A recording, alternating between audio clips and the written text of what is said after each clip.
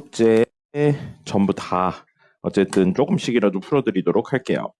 자, 9-2번 보겠습니다. 9-2번 보시면 밑줄 좀 칠까요? 두 번째 줄 처음에 있는 유리수 AB요. 유리수 AB라는 조건이 있기 때문에 이렇게 생각할 수 있는 겁니다. x제곱 더하기 ax 더하기 b는 0에 한근이 3-루트5예요. 3-루트5는 유리수입니까? 무리수입니까? 무리수죠. 이거 무리수입니다. 그럼 이 무리수랑 또 다른 근이 하나 있을 텐데 이 무리수에 더해도 유리수가 나오고 곱해도 유리수가 나오는 건 켤레 형태밖에 없습니다. 그래서 또 다른 한 근은 이게 유리수란 내용 때문에 이렇게 푸는 거예요. 또 다른 한 근은 3+루트5일 수밖에 없습니다. 그럼 근 두 개 나왔으니까 근과 계수와의 관계로 A랑 B 값을 추론하시면 되겠고요. 그 밑에 있는 친구도 마찬가지예요. 역시 밑줄 칠게요. 두 번째 줄 끝에 A, B는 실수다 라는 내용이 있어요. A, B가 실수기 때문에 문제에 x제곱 마이너스 ax 플러스 b는 0인데 한근이 1 플러스 2i입니다. 자, 1 플러스 2i는 실수예요? 허수예요? 허수죠.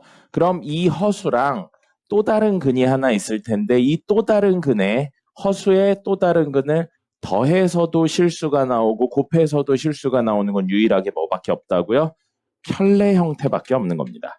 이건 개수가 실수라는 내용이 있기 때문에 이렇게 푸셔야 되는 거예요. 만약에 개수가 실수라는 내용이 없으면 켤레근이다를 쓸 수가 없습니다. 어제 수업하면서 켤레근이라는 내용 때문에 이렇게 한다라고 이야기했고요. 켤레근은 이런 때 쓴다고 했고요. 근 하나 나왔으니까 근과 계수와의 관계를 활용하시면 구할 수 있을 겁니다. 자, 그 다음에 5번이요. 5번. 2x제곱. 2x제곱 마이너스 6x 마이너스 k는 0이 있는데 근 두 개 있겠죠? 알파 베타 있어요? 그럼 우리 알 수 있는 것부터 우선 적어봅시다. 근 두 개 있으니까요. 알파 더하기 베타는 두근의 합은 마이너스 a분의 b 해서 마이너스 2분의 마이너스 6이라 3이 되고요. 두근의 곱은요. a분의 c이니까 2분의 마이너스 k가 됩니다. 그럼 이렇게 이야기를 알고 있는데 문제 조건이 하나 더 있죠. 절대값의 합이 7이라는 이야기가 있어요. 식으로 바꾸면 알파의 절대값 더하기 베타의 절대값이 7이라는 겁니다. 이렇게까지 쓸 수 있어요. 우리 절대값 나오면 절대값 어떻게 해야 된다고 했어요? 벗겨서 풀어야 됩니다. 벗겨서 풀어야 되고요. 그럼 절대값 안에 있는 게 알파고 절대값 안에 있는 게 베타네요. 그럼 알파가 0보다 클 때 작을 때, 베타가 0보다 클 때 작을 때 해서 총 4가지 이야기를 쓸 수 있습니다. 간단하게 이야기해서요. 원래 0보다 크다 작다 표시해야 되는데 좀 번거로우니까 양수 양수거나 양수 음수거나 음수 양수거나 음수 음수거나 이렇게 4가지 케이스가 있다는 겁니다. 그럼 이 4가지 케이스에 의해서 절대값 알파는 이때 그대로 나오고요. 절대값 베타도 안에 양수니까 그대로 나오죠. 그럼 이 첫 번째 케이스에서는 그대로 알파 더하기 베타가 되고요. 만약에 이렇게 된다면 양수, 얘는 음수니까 음수는 절대값 벗으면서 마이너스를 달고 나오죠. 이렇게 된다면 이렇게 되는 거고요. 둘 다 음수라면 마이너스 알파, 마이너스 베타가 되는 거죠. 됐습니까? 됐죠? 자, 그러면 이렇게 되어 있는 경우에는 7이 된다고요. 됐습니까? 근데 우리 알파 더하기 베타가 얼마라고 그랬어요? 명확하게 3이라고 그랬죠? 그럼 이런 일은 절대 일어날 수가 없네요. 그리고 가만 놓고 보니까 이건 마이너스 알파 더하기 베타죠? 그럼 알파 더하기 베타 3이니까 이건 마3이어야 돼요. 안 되죠. 그럼 우리가 될 수 있는 건 이거 아니면 이거라는 거죠. 그럼 생각해 볼게요. 알파 마이너스 베타가 7이다와 알파 더하기 베타가 3이다를 연립할 겁니다. 그럼 둘 더하면 되겠네요. 이 알파는 10이니까 알파가 얼마? 5라는 게 나오죠. 그럼 베타는 얼마가 나와요? 더해서 3이 나오려면 마이너스 2여야. 빼면 7 나오는 거. 절대값 하면 7 나오는 것도 맞고요. 만약에 이 두 번째 케이스라면요. 마이너스 알파 플러스 베타가 7이면 알파 더하기 베타는 늘 3이었죠? 그럼 역시 더하면 뭐가 돼요? 이 베타는 10이 돼서 베타는 얼마? 5. 그럼 알파가 마이너스 2가 되겠네요. 똑같아요. 두 근이 5 마이너스 2냐 마이너스 2 5냐 인 건데 알파 베타는 뭐 특정 값으로 나와 있는 게 아니니까요. 똑같죠. 그럼 결국에 이 이야기로 두 근은 무엇과 무엇이구나? 마이너스 2와 5구나 라는 사실을 알게 돼요. 그러면 두근의 곱 요건 마이너스 2와 5의 곱이니까 마이너스 10이죠. K 값 나오네요. K는 20이 되겠습니다. 그래서 여러분들이 여기서 아셔야 되는 거 표현 방법 뭐예요? 이거요. 절대값. 절대값 이렇게 하고 절대값 있는 그대로 문제 풀 수 없어요. 어떻게 문제 풀어요? 벗겨서 풀 겁니다. 절대값 벗기는 방법 뭐예요? 아내가 양음인 걸로 나누는 거였습니다. 선생님이 얘기 드렸죠? 절대값 이야기는 귀찮은 거지. 케이스를 여러 개로 나눠야 되니까 귀찮은 거지 어려운 게 아니라고 했습니다.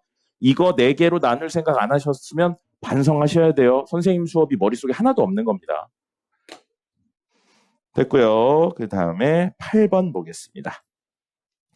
8번 x에 관한 2차 방정식이 서로 다른 두 실근 알파 베타를 가지는데 알파 베타는 정수다 정수다 아니다 이런 이야기 없는데 p가 정수다라고만 나왔어요. 사실 이거 여러분 지금 못 풀어요. 왜 못 푸냐면 문제를 풀다가 중간에 2차 부등식이 나옵니다. 물론 2차 부등식을 해결하는 방법이 있어요. 되게 돌고 돌아서 배우지 않아도 해결하는 방법이 있는데 어차피 우리 다다음 주쯤이면 2차 방정식 다 배울 거예요. 배울 거라서 지금은 그냥 그렇구나 정도로만 보시면 되겠습니다. 자, 두 실근 알파 베타에 대한 이야기를 하고 있어요. 자, 그러면 알파 더하기 베타는 마이너스 2p가 됩니다. 근각계수의 관계예요. 그 다음에 알파 곱하기 베타는 3p 제곱 마이너스 9p 더하기 9가 됩니다. 됐죠? 자, 이렇게 쓸 수 있고 그 다음에 문제에서 서로 다른 두 실근을 가진다는 내용이 있어요.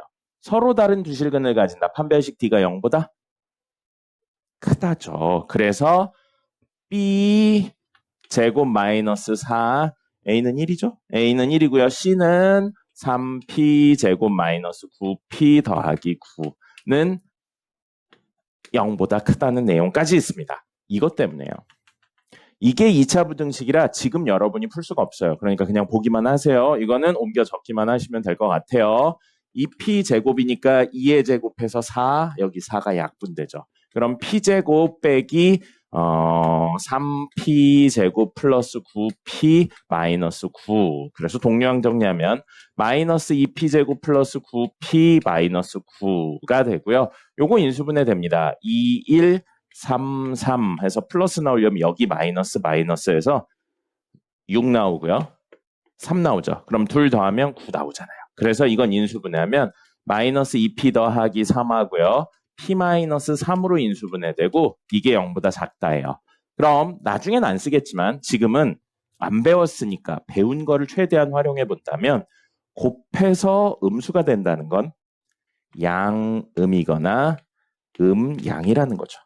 이렇게 생각을 해서 합니다. 그래서 이게 양수면서 이게 음수인 영역을 찾고 이게 음수이면서 이게 양수인 영역을 찾아서 또는으로 연결을 하시면 되는데 나중 되면 이렇게 안 해요. 나중 되면 한 큐에 해결하는 방법이 있고 그 방법은 외우거나 혹은 그래프 그려서 해석을 할 건데 지금은 그 방법 빼고 그냥 하겠습니다. 그래서 이걸 나중 방법을 쓴다면 뭐가 되냐면요.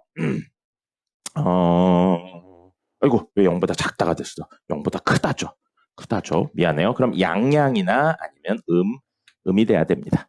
그래서 이건 나중에 되면 이제 문제풀이 방법으로 사이값, 양끝값 뭐 이런 것들이 있어요. 그래서 그걸 통해서 이야기를 하면 이 친구는 2분의 3보다는 큰데 3보다는 작은 친구가 나옵니다.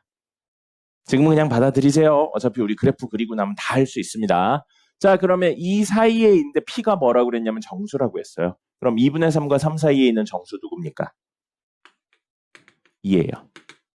그래서 이 문제에서 P값은 2로 한정 지어집니다. 그렇다면 두근의 합이 얼마가 돼버리냐면 마이너스 4가 되고요.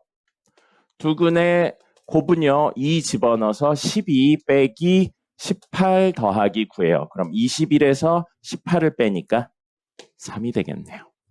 물론 이 문제는 식이 간단해서 인수분해가 다 돼요. 그래서 직접 근을 구하셔도 되는데 실제 문제들을 접근은 이런 문제들은 근을 구하는 거 말고요. 이렇게 합니다. 주어진 문제에서 구하라고 한 1번 알파 세제곱 마이너스 알파 제곱 베타 마이너스 알파 베타 제곱 플러스 베타 세제곱을 알파 더하기 베타와 알파 곱하기 베타로 표현을 하고요. 그리고 얘기 드렸죠? 알파 더하기 베타랑 알파 곱하기 베타가 있으면 알파 마이너스 베타나 알파 제곱 더하기 베타 제곱도 표현할 수 있습니다. 그 개념들을 이용해서 문제를 풀고요. 그럼 이 친구를 적절히 덧셈, 곱셈, 뺄셈을 가지게 정리를 해주면 되고요. 알파 제곱으로 묶어보시면 될 것 같아요. 그러면 알파 마이너스 베타. 그 다음에 여기는 마이너스 베타 제곱으로 묶으면 알파 마이너스 베타가 생기면서 공통인수 있어서 알파 마이너스 베타로 다시 한번 묶으면 알파 제곱 빼기 베타 제곱이고, 그렇다면 이게 한 번 더 인수분해가 돼서요. 이렇게 되죠. 그럼 여기 있는 이 친구 알파 마이너스 베타의 제곱이고요. 그럼 이 친구는 덧셈하고 곱셈으로 표현할 수 있죠. 뭐라고 표현할 수 있냐면 알파 더하기 베타의 제곱 빼기 4 알파 베타라고 하면 알파 마이너스 베타의 제곱이 되겠습니다. 이런 건 외우기도 물론 외우셔야 되는데 본인이 인수분해 공식이나 곱셈 공식을 알고 있다면 조금만 변형하면 당연히 나오는 이야기예요. 그래서 얘를 이렇게 바꾸면 결국 주어진 식이 뭐가 되냐면 알파 플러스 베타의 제곱 빼기 4 알파 베타. 뭐예요? 덧셈하고 곱셈으로 이루어진 친구로 변경하고 있는 거예요. 거기 뒤에 알파 더하기 베타가 있죠. 그럼 모두 덧셈과 곱셈으로 변형됐으니까 이제 대입해서 푸시면 됩니다. 됐죠? 그럼 옆에 있는 친구도 마찬가지예요. 알파 더하기 알파분의 3, 베타 더하기 베타분의 3이에요. 그럼 이 친구가 덧셈, 곱셈, 뺄셈, 제곱, 제곱의 합 이런 걸로 바꾸셔야 되는데 현재 상태는 그런 상태가 아니죠. 그러니까 어떻게 해요? 전개할 겁니다. 전개하면 알파 더하기 베타분의 3 알파 더하기 알파분의 3 베타 더하기 알파 베타분의 3이에요. 그럼 이 친구랑 이 친구는 더 이상 건드리지 않아도 되겠네요. 곱셈으로 표현됐으니까. 그럼 이 친구를 곱셈하고 덧셈을 가지게 해야 되는데 분수의 덧셈이에요. 분수의 덧셈이면 가장 먼저 해야 되는 거 뭡니까? 분수의 덧셈이면 가장 먼저 해야 되는 거 뭐예요? 통분이죠. 그래서 통분하면 알파 분모가 알파 베타분의 3까지 묶으면요. 알파 제곱 더하기 베타 제곱이 됩니다. 그럼 알파 제곱 더하기 베타 제곱을 알파 더하기 베타와 알파 곱하기 베타로 표현하는 건 여러분의 몫으로 남겨놓죠. 이 정도는 하실 수 있어야죠. 됐죠? 적으시고요. 한번 보겠습니다. 13번 보시면 개수들이 싹 나와 있어요. 개수들이 싹 나와 있고 그 친구의 두근을 알파 베타라고 했는데 알파랑 베타를 인수분해를 통해서 구할 수는 없습니다. 네, 그렇고 근해 공식을 쓰지도 않을 거예요. 근해 공식 써서 직접 하는 거 아니에요. 이런 문제. 자, 그렇다면 이 친구는 그냥 우선 적어보죠. 그래서 알파 더하기 베타는 1이고요. 알파 곱하기 베타는 마이너스 3입니다. 알 수 있는 거 있네요. 두 근은 양수인가요? 음수인가요? 모두 양수인가요? 모두 음수인가요? 아니면 하나는 양, 하나는 음인가요? 하나는 양, 하나는 음이에요. 왜요? 곱했는데 음수 나왔으니까요. 그럼 우리 편의상 어차피 알파랑 베타 중에 누가 큰지 작은지 몰라요. 그래서 우리 편의상 알파랑 베타 중에 베타가 더 크다고 할게요. 근데 한 근이 무조건 양수고 한 근은 무조건 음수라고 그랬죠? 그럼 사이에 0을 넣어주시면 될 것 같아요. 우리 편의상 어차피 문제 안 나왔으니까 알파 베타 중에 베타가 더 큰 수라고 가정을 하겠습니다. 됐죠? 자, 근데 문제에서 다음을 근으로 가지는 최고차의 계수가 1인 2차를 구하래요. 근데 첫 번째 뭐라고 나왔냐면 절대값 알파, 절대값 베타예요. 절대값 나오면 뭐 해야 된다고요? 절대값 나오면 뭐 해요? 절대값을 그대로 계산하거나 활용할 수는 없어요. 어떻게 해요? 절대값을 벗겨야 돼요. 그럼 절대값 안에 있는 게 양인지 음인지에 대한 판단을 하셔야 된다고요. 지금 판단이 되네요. 이렇게 되어 있는 구조니까. 그죠? 그럼 절대값 알파는 안에 있는 알파가 양인가요? 음인가요? 알 수 없나요? 음이죠. 그럼 우리가 이렇게 가정을 한 순간 절대값 알파는 사실 마이너스 알파고요. 베타는 양인가요? 음인가요? 알 수 없나요? 양이죠. 그럼 절대값을 벗으면서 이렇게 되는 거예요. 그럼 우리는 알 수 있는 거 있죠? 요 두 친구를 근으로 가진다면 최고차의 계수가 1인 2차라고 그랬으니까 x제곱 플러스 bx 플러스 c는 0의 두 근을 얘라고 놓는다면 마이너스 b는 두 근의 합, 마이너스 알파 더하기 베타고요. C는 두근의 곱 마이너스 알파 베타예요. 근데 우리 알고 있는 거 뭐예요? 알파 곱하기 베타가 마3이라는 걸 알고 있죠. 그럼 얘는 3이 되겠네요. 그럼 덧셈하고 곱셈을 알고 있는데 뺐으면 좋겠다는 거죠. 베타랑 알파 중에 지금 누가 큰가요? 베타가 더 크죠. 그럼 순서를 살짝 바꿔볼게요. 큰 수에서 작은 수를 뺀 거라고요. 큰 수에서 작은 수를 빼는 걸 수학에서 한 글자로 뭐라고 합니까?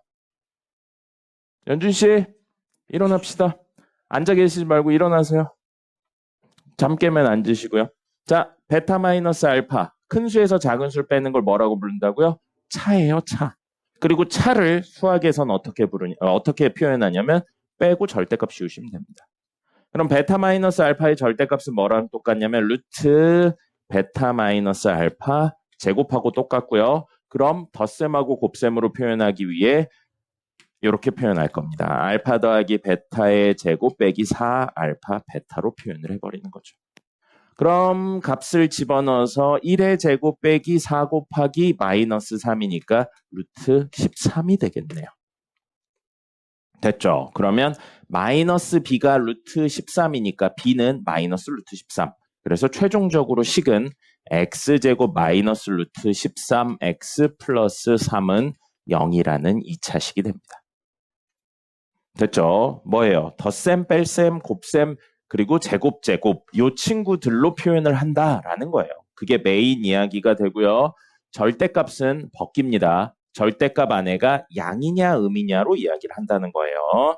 자, 그럼 두 번째 있는 친구인 알파 제곱 마이너스 베타를 한근으로 가지고요. 베타 제곱 마이너스 알파를 또 다른 한근으로 가진대요. 그러면 우리 알파 제곱을 조금 더 간단하게 어떻게 표현할 수 있을까에 대해서 하셔도 되고요. 그리고 두근의 합과 곱에 대한 내용이에요. 볼까요? 자, 그러면 이렇게 되어 있는 친구의 형태가 x제곱 플러스 px 플러스 q라고 해볼게요. 이걸 두근으로 가지는 2차 방정식이 이거예요. 그러면 두근의 합 알파 제곱 마이너스 베타 더하기 베타 제곱 마이너스 알파 두근의 합은 마이너스 p가 되고요. 두근의 곱 알파 제곱 마이너스 베타의 베타 제곱 마이너스 알파는 q가 되겠죠. 그럼 우리 목표 뭐라고요? 이 친구랑 이 친구를 무엇으로? 덧셈, 곱셈 또는 뺄셈 또는 제곱 더하기 제곱 형태로 바꾸자고요. 됐죠? 그럼 자, 이 친구는 알파 제곱 더하기 베타 제곱이고요. 마이너스로 묶으면 알파 더하기 베타입니다. 여기 덧셈은 나왔네요. 됐고요. 요걸 뭘로 바꿔주면 되겠어요? 알파 플러스 베타의 제곱 빼기 2알파 베타로 바꿔주면 좋겠죠. 그럼 알파 제곱 더하기 베타 제곱 나왔고요. 알파 더하기 베타니까 모두 덧셈과 곱셈이니까 대입해서 푸시면 됩니다. 그 다음에 요거는 덧셈하고 곱셈 이런 형태로 안 되어 있으니까 어떻게 할 거냐면 전개할 거예요. 전개해서 보신다면 알파 제곱 베타 제곱 마이너스 알파 세제곱 마이너스 베타 세제곱 마이너스 플러스군요. 알파 베타요. 그럼 얘는 요게 알파 베타 전체 제곱으로 생각하시면 되고 곱셈 생겼네요. 알파 곱하기 베타 됐고요. 이거 마이너스로 묶으면 알파 세제곱 더하기 베타 세제곱입니다. 세제곱 더하기 세제곱이네요. 세제곱 더하기 세제곱은 덧셈하고 곱셈, 제곱제곱의 합으로 표현할 수 있었죠. 그래서 얘는 선생님이 인수분해 공식 이거 외워야 된다고 했습니다. 알파 더하기 베타에 알파 제곱 마이너스 알파 베타 더하기 베타 제곱으로 인수분해가 되고요.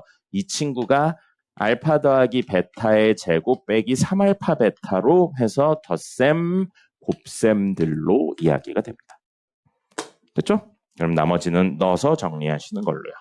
세제곱 더하기 세제곱이나 세제곱 빼기 세제곱은 인수분해 꼭 하셔야 됩니다. 알겠죠? 선생님이 어련히 알아서 끝내드릴까요? 시계 보지 마시고요. 니네 못 보게 하려고 저 뒤에다 놨는데 그렇게 고개 돌려서 보면 어떡합니까? 자, 그 다음에 16번입니다. 16번 보시면 x에 대한 방정식이 나와 있는데 이 두 근이 모두 정수가 된대요. 근이 정수가 된다라는 거 부정방정식에 대한 내용이 되겠습니다. 어제 했었던 부정방정식은 해법이 되게 많이 있다고 했는데 x제곱 마이너스 mx 플러스 12는 0이고 이거의 두근이 알파 베타인데 알파 베타가 정수라고요. 정수라는 겁니다. 이거 마이너스 10이고 플러스 m이네요. 플러스 m 마이너스 12. 자, 그러면 우리 근과 계수와의 관계로 두근의 합은 마이너스 m인데 두근의 곱은 마이너스 10이죠. 근데 알파랑 베타가 정수래잖아요. 정수 두 개 곱해서 마이너스 10이 나오는 건 몇 개 없습니다. 1하고 12 혹은 1하고 마이너스 12, 마이너스 1하고 12 이렇게 있고요. 2하고 마이너스 6, 마이너스 2랑 6 이렇게 있고요.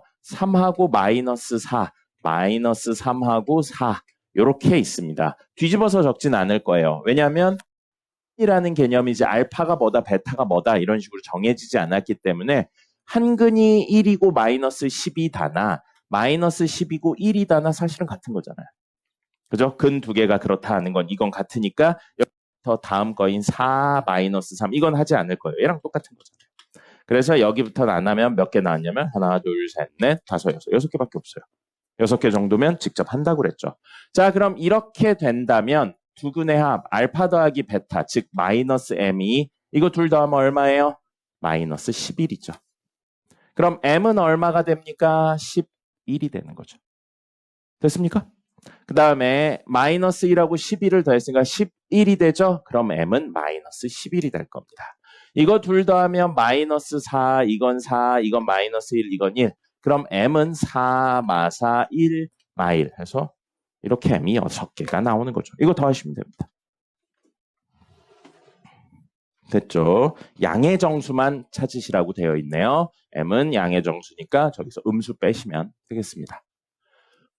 부정방정식이에요. 왜 부정방정식이냐면 미지수가 알파, 베타, m 3개인데 식은 2개밖에 없죠. 그래서 이렇게 대입해서 풀었고요. 간단한 형태 만들어서 이야기했습니다. 마지막 정석에 있는 마지막 17번 보겠습니다. x에 관한 2차 방정식의 두근이 모두 정수다. 방금 문제랑 비슷하죠. x제곱 마이너스 2px 마이너스 6p는 0인데 한 근이 알파, 한 근이 베타. 근데 알파, 베타가 모두 뭐라고요? 정수라고 나왔습니다. 자, 그럼 두근의 합은 2p가 될 거고요. 두근의 곱은 얼마? 마이너스 6p가 되는 겁니다. 그럼 여기다 마3을 곱하면 마이너스 6p가 되겠죠? 그럼 마이너스 6, 마이너스 3배의 알파 더하기 베타가 됩니다. 그럼 이렇게 함으로써 미지수 3개씩 2개에서 미지수 알파, 베타 2개의 식은 하나짜리로 바뀌는 거예요. 그럼 이걸 이제 많이 쓰는 풀이 방법이거든요. 결국 어떻게 바꿀 거냐면 정수 곱하기 정수는 정수 형태로 바꿉니다. 이게 우리가 지금까지 하던 인수분해랑 조금 달라요. 우리가 하던 인수분해는 우변을 0으로 만들었어요. 근데 여기는 우변에 정수가 오기만 하면 됩니다. 그래서 풀이 방법이 살짝 다르거든요. 잘 보세요. 이 형태를 맞춰 나가는 게 목표다 보니까 조금 난해하게 푸는 겁니다. 넘길게요. 우선 한쪽으로. 그러면 마이너스 3이 플러스 3 되죠? 그래서 3 알파 더하기 3 베타 플러스 알파 베타는 0이에요.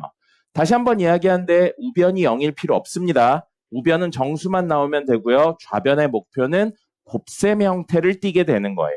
그래서 억지로 그렇게 만들어준다고요. 곱셈 형태를 억지로 만들기 위해 공통인 인수 가지고 있는 이 친구들을 묶어요. 그럼 3 더하기 베타가 되겠죠. 됐죠? 근데 얘를 활용했는데 3 더하기 베타가 있었으면 좋겠다고요. 왜요? 이렇게 만드는 게 목표라 억지로 이렇게 하는 거예요. 그럼 보세요. 이걸 가져서 공통으로 묶으면 좋겠는데 현재 베타만 있죠. 근데 3베타여야 되죠. 여기에 얼마가 와야겠어요? 3을 곱하는 겁니다. 그래야 전개하면서 3베타가 생기잖아요. 억지로 이렇게 맞춰주는 거예요. 마치 완전 제곱식 만들 때 적절히 필요한 걸 했었던 것처럼. 그럼 이 친구가 이거고요. 이 친구가 이거를 전개했을 때 나오는 거예요. 그럼 얘가 억지로 하나 더 생겼네요. 그럼 바깥으로 꺼낸다고 생각하면 사실 9가 좌변에 더해진 거죠. 우변에도 9를 더합니다. 그럼 원래식하고 완전히 똑같아지는 거죠. 그럼 우리가 원하는 대로 3 더하기 베타로 묶으면 알파 더하기 3이 되면서 9입니다. 뭐예요? 베타 알파 정수이기 때문에 정수의 3 더해서 정수, 정수의 3 더해서 정수는 9, 정수. 정수 곱하기 정수는 정수 형태로 만든 거예요. 이렇게 풀 수 있는 이유가 알파 베타가 정수라서 그렇습니다. 이건 부정방정식의 해법 중에 대표적인 거고요. 상태 조금만 정리할게요. 알파 더하기 3, 베타 더하기 3은 9. 그럼 곱해서 9가 나오는 정수 2개. 몇 개 없죠? 1, 9나 마 1, 마 9나 3, 3이나 마 3, 3이나 9, 1이나 마 9, 마 1이나 이렇게밖에 없습니다. 그래서 이 친구들을 가지고 이야기를 하시면 되고요. 문제에서 두 근이 모두 정수일 때 P가 뭐라고 나왔냐면 양의 정수라고 나왔어요. P가 양의 정수. 그러면 더해서 양수인데 곱해서 음수니까 하나는 양수, 하나는 음수가 나와야 된다는 이야기겠죠. 그래서 하나는 양수, 하나는 음수가 나오게 해주는 알파, 베타 가지는 친구 찾으시면 됩니다. 나머지 이제 직접 다 찾으면 돼요. 알파 더하기 3이 1이 나오려면 알파 얼마예요? 알파 더하기 3이 1 나오려면 알파 얼마예요? 마이너스 2죠. 베타 더하기 3이 9가 나오려면 베타는 얼마예요? 6이죠. 이런 식으로 해서 다 찾는 겁니다. 그렇게 하셔서 P가 양수가 나오게 해주는 값을 찾으시면 됩니다. 네. 여기 왜 이렇게 했어요? 마3하고 마3이죠. 그래야 9가 나오니까요. 자, 정석은 여기까지입니다. 그리고요. 부교재 한번 풀어보죠. 부교재 시간이 많지 않아서요. 풀 수 있는 데까지 한번 해볼게요. 지윤아, 정신 차리세요. 자, 194번부터 보겠습니다. 역시 시간이 많지 않아서요. 일부 문제들은 컨셉만 설명하고 넘어갈 테니까 여러분들이 다시 한번 꼭 계산을 해보세요. 얘기 드렸듯이 여기부터는 시간이 많이 들고 어려워요. 선생님이 일일이 문제를 다 풀어주는 게 큰 의미가 없습니다. 여러분들이 고민을 하는 시간이 좀 필요해요. 중등하고 고등하고 완전히 달라요. 여러분 중학생이긴 하지만 이 고등 문제를 풀 때 중등의 마인드로 어떤 문제는 어떻게 풀지, 이런 유형은 어떻게 풀지로만 끝나면 절대 좋은 결과 안 나옵니다. 그게 중등하고 고등의 대표적인 차이예요. 선생님 매번 이야기하는데도 안 지켜져요. 그걸 빨리 깨달으셔야 돼요. 자, 194번입니다. 194번. 2차 방정식의 두근을 알파, 베타라고 했어요. 자, 그럼 두근의 합은 뭐가 될 거냐면 4a-1이고 두근의 곱은 2예요. 근데 문제에선 알파 제곱 마이너스 4a 알파 플러스 2 곱하기 베타 제곱 마이너스 4a 베타 플러스 2 이렇게 하래요. 구조가 똑같아요. 알파 자리에 베타를 썼을 뿐이지 똑같다는 거죠. 그럼 이 친구를 좀 간단히 정리하면 비슷한 혹은 완전히 똑같은 형태로 얘 정리가 되겠네요. 그럼 여기에서 결국 우리 알고 있는 건 이 두 개니까 이 친구들로 얘를 바꾸려면 덧셈하고 곱셈을 가지게 바꾸려면 뭘 해야 되냐면 전개해서 정리를 해야 되는데 빡센 부분이 있어요. 뭐가 빡세냐면 항이 3개라는 측면하고 항이 3개니까 전개하면 9개니까 그 정도는 할 수 있는데 조금 빡세고요. 제곱이 있는 게 조금 어렵네요. 그럼 이 제곱을 조금 낮은 차수로 바꿀 수 있지 않을까라는 생각이 기본 접근이고요. 물론 알파 제곱 더하기 베타 제곱으로 하셔도 되는데 선생님이 되게 많이 말했던 거 방정식에서 근의 의미가 뭐라고 그랬죠? 방정식에서 근의 의미 미지수에 넣어서 등호를 만족한다. 등호를 만족한다. 좌변 우변이 같게 한다예요. 그럼 주어진 방정식의 근이 알파라고 했으니까 여기 쓰여 있진 않지만 우리 지금까지 썼었던 거 미지수 x 자리에 알파를 넣든 베타를 넣든 식이 성립한다는 거예요. 그래서 알파 제곱 마이너스 4a 마이너스 1 알파 플러스 2가 0이고요. 베타 제곱 마이너스 4a 마이너스 1 베타 플러스 2도 0이라고요. 이렇게 할 수 있는 거예요. 됐습니까? 그럼 우리의 목표 뭐라고요? 이 안에 있는 걸 간단하게 만드는 게 목표라고요. 근데 너무 명확하게 보이죠? 알파 제곱 더하기 2 알파 제곱 더하기 여기 있고요. 심지어 이것도 있네요. 마이너스 4a 알파. 전개하면 마이너스 4a 알파까지도 있잖아요. 됐나요? 그럼 우리가 원하는 이 부분은 사실 해서 하면 여기에 플러스 알파가 더 붙어 있는 건데 넘기면 마이너스 알파라고요. 그래서 얘는 뭐가 된다고요? 마이너스 알파예요, 사실. 간단히 표현하면. 근의 개념을 활용한 거죠. 그럼 구조가 똑같죠. 알파 자리에 베타를 썼을 뿐이지 구조가 완전히 똑같아요. 그럼 얘도 구조가 알파 자리에 베타를 썼을 뿐이지 완전히 똑같잖아요. 그럼 결과물도 알파 자리에 베타를 썼을 뿐이지 완전히 똑같은 거죠. 그럼 결국 이 친구는 간단하게 알파 곱하기 베타가 된다고요. 그래서 얼마예요? 2죠. 항 다 전개해서 9개 전개해서 풀어도 되는데 문제에 이런 친구들 유사성에 대해서 생각을 해보시면 조금 더 빨리 풀 수 있을 겁니다. 됐고요. 199번입니다. 199번 두 실근의 절대값이 같고 부호가 다르다라고 되어 있어요. 절대값이 같고 부호가 다르다. 이걸 어떻게 표현할 거냐면 하나는 알파, 하나는 마이너스 알파라고 표현하면 되겠네요. 그러면 절대값이 같고 부호가 다르다는 거죠. 그걸 두근으로 표현하면 이겁니다. 나머지는 근과 계수의 관계를 활용하시면 될 것 같아요. 그럼 두근의 합은 무조건 얼마여야 돼요? 0이어야죠. 두근 그 개수비하면 마이너스 a분의 b인데 이게 0이니까 b가 0이란 이야기예요. 뭐예요? 1차의 개수가 없단 이야기인 겁니다. 전개해서 정리해서 1차의 개수가 0 만드는 거 하시면 됩니다. 됐죠? 요거는 나머지 마저 해보시고요. 절대값이 같고 부호가 다르다를 이렇게 표현하는 것만 알면 나머지는 하실 수 있을 겁니다. 그 다음에 202번 보죠. 202번 보시면 두근 알파 베타가 있는데 절대값 해서 7이래요. 아까 전 문제랑 유사해서 다시 한 번만 좀 풀어보려고 합니다. 자, 이번에도 두근의 합을 구해본다면 두근의 합은 근과 계수의 관계로 5, 그 다음에 두근의 곱은 얼마가 돼요? A가 됩니다. 아까 저는 곱이 얼마인지 알아서 양음이 명확했거든요. 근데 지금은 몰라요. 지금은 모르니까 우리가 설정할게요. 뭘 설정할 거냐면 알파랑 베타 중에 베타를 큰 수로 놓기로 설정할게요. 근데 조금만 더 생각해 볼게요. 2개 더했죠? 5 나왔어요. 2개 더해서 5 나오면 둘 다 음수일 수 있나요? 음수 2개를 더해서 5가 나올 수 있나요? 없죠. 양수 2개를 더해서 5가 나올 수 있나요?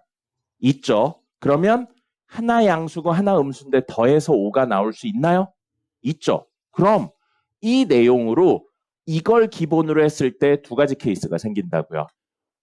알파랑 베타 모두 0보다 큰 경우가 있고요. 알파는 0보다 작은데 베타는 0보다 큰 2가지 경우밖에 없는 겁니다. 둘 다 음수인 건 있을 수가 없네요.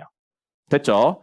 자, 그렇다면 이 케이스에서 절대값 알파 더하기 절대값 베타라고 했는데 절대값 안에 있는 알파가 양수고 베타도 양수네요.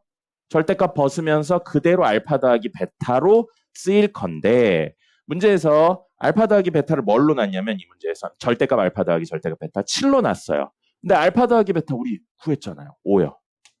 불가능하죠. 7은 5다. 불가능하잖아요.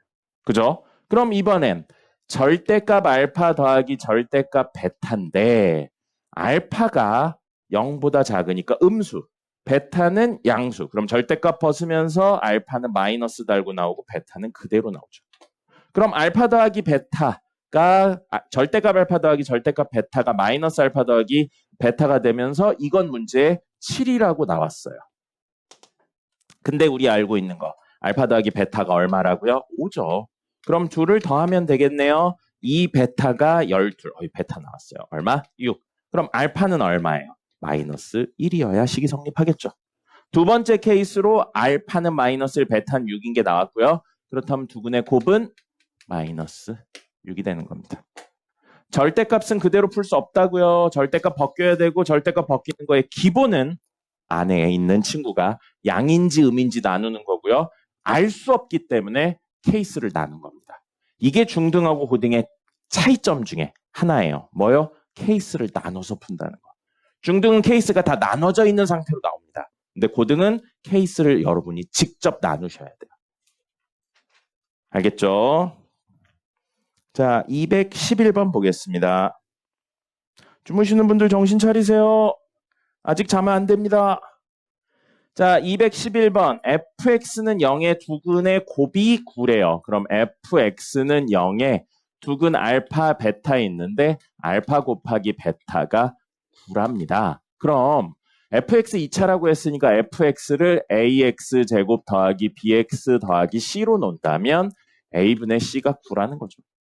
이렇게 나왔어요. 근데 f3x는 0에 두 근이 있을 거고 두 근의 곱이 얼마냐 물어보고 있어요. 그럼 f3x는 x 자리에 3x라고 넣으시면 됩니다. 3x라고 넣으면 a하고 3x 제곱 더하기 b하고 3x 더하기 c가 될 거고요. 그럼 전개해서 정리하면 9ax 제곱 3bx 플러스 c고요. 두 근의 곱은 근과 계수의 관계로 뭐였었냐면 최고차의 계수분의 2차의 계수분의 상수예요. 그럼 얘는 9분의 1 곱하기 a분의 c죠. a분의 c 얼마였어요? 9였잖아요. 그래서 1이 됩니다. a랑 c가 얼마인지 모르지만 근이 얼마인지 모르지만 곱은 1이란 사실을 알게 됩니다. 됐고요. 214번입니다. 자, 214번. 여러분들 어려워하는 문제죠. 214번. x에 대한 실계수 방정식에서 근의 공식을 우리가 알고 있는 기본적인 ax 제곱 플러스 bx 플러스 c는 0인데 근의 공식을 틀리게 외웠대요. a분의 마이너스 b 플러스 루트 플러스 마이너스 루트 b제곱 마이너스 ac 했는데 하나는 마이너스 1이고 하나는 2래요. 그럼 큰 수 2는 여기 플러스에서 나온 걸 거고요. 작은 수 마이너스 1은 여기 음수에서 나온 거예요. 그럼 우리 a분의 마이너스 b 플러스 루트 b제곱 마이너스 ac는 2가 된 거고요. 큰 수. 그 다음에 a분의 마이너스 b 마이너스 루트 b제곱 마이너스 ac는 마이너스 1이 나왔다는 겁니다. 여기까지 됐는데 문제에서 abc를 구하라고 한 게 아니에요. 두근의 합을 구하래요. 원래 이 친구의 두근의 합을 구하래요. 그럼 두근의 합은 뭐분의 뭐였죠? 희재 두근의 합. 요렇게 생긴 친구의 두근의 합은 뭐분의 뭐였나요?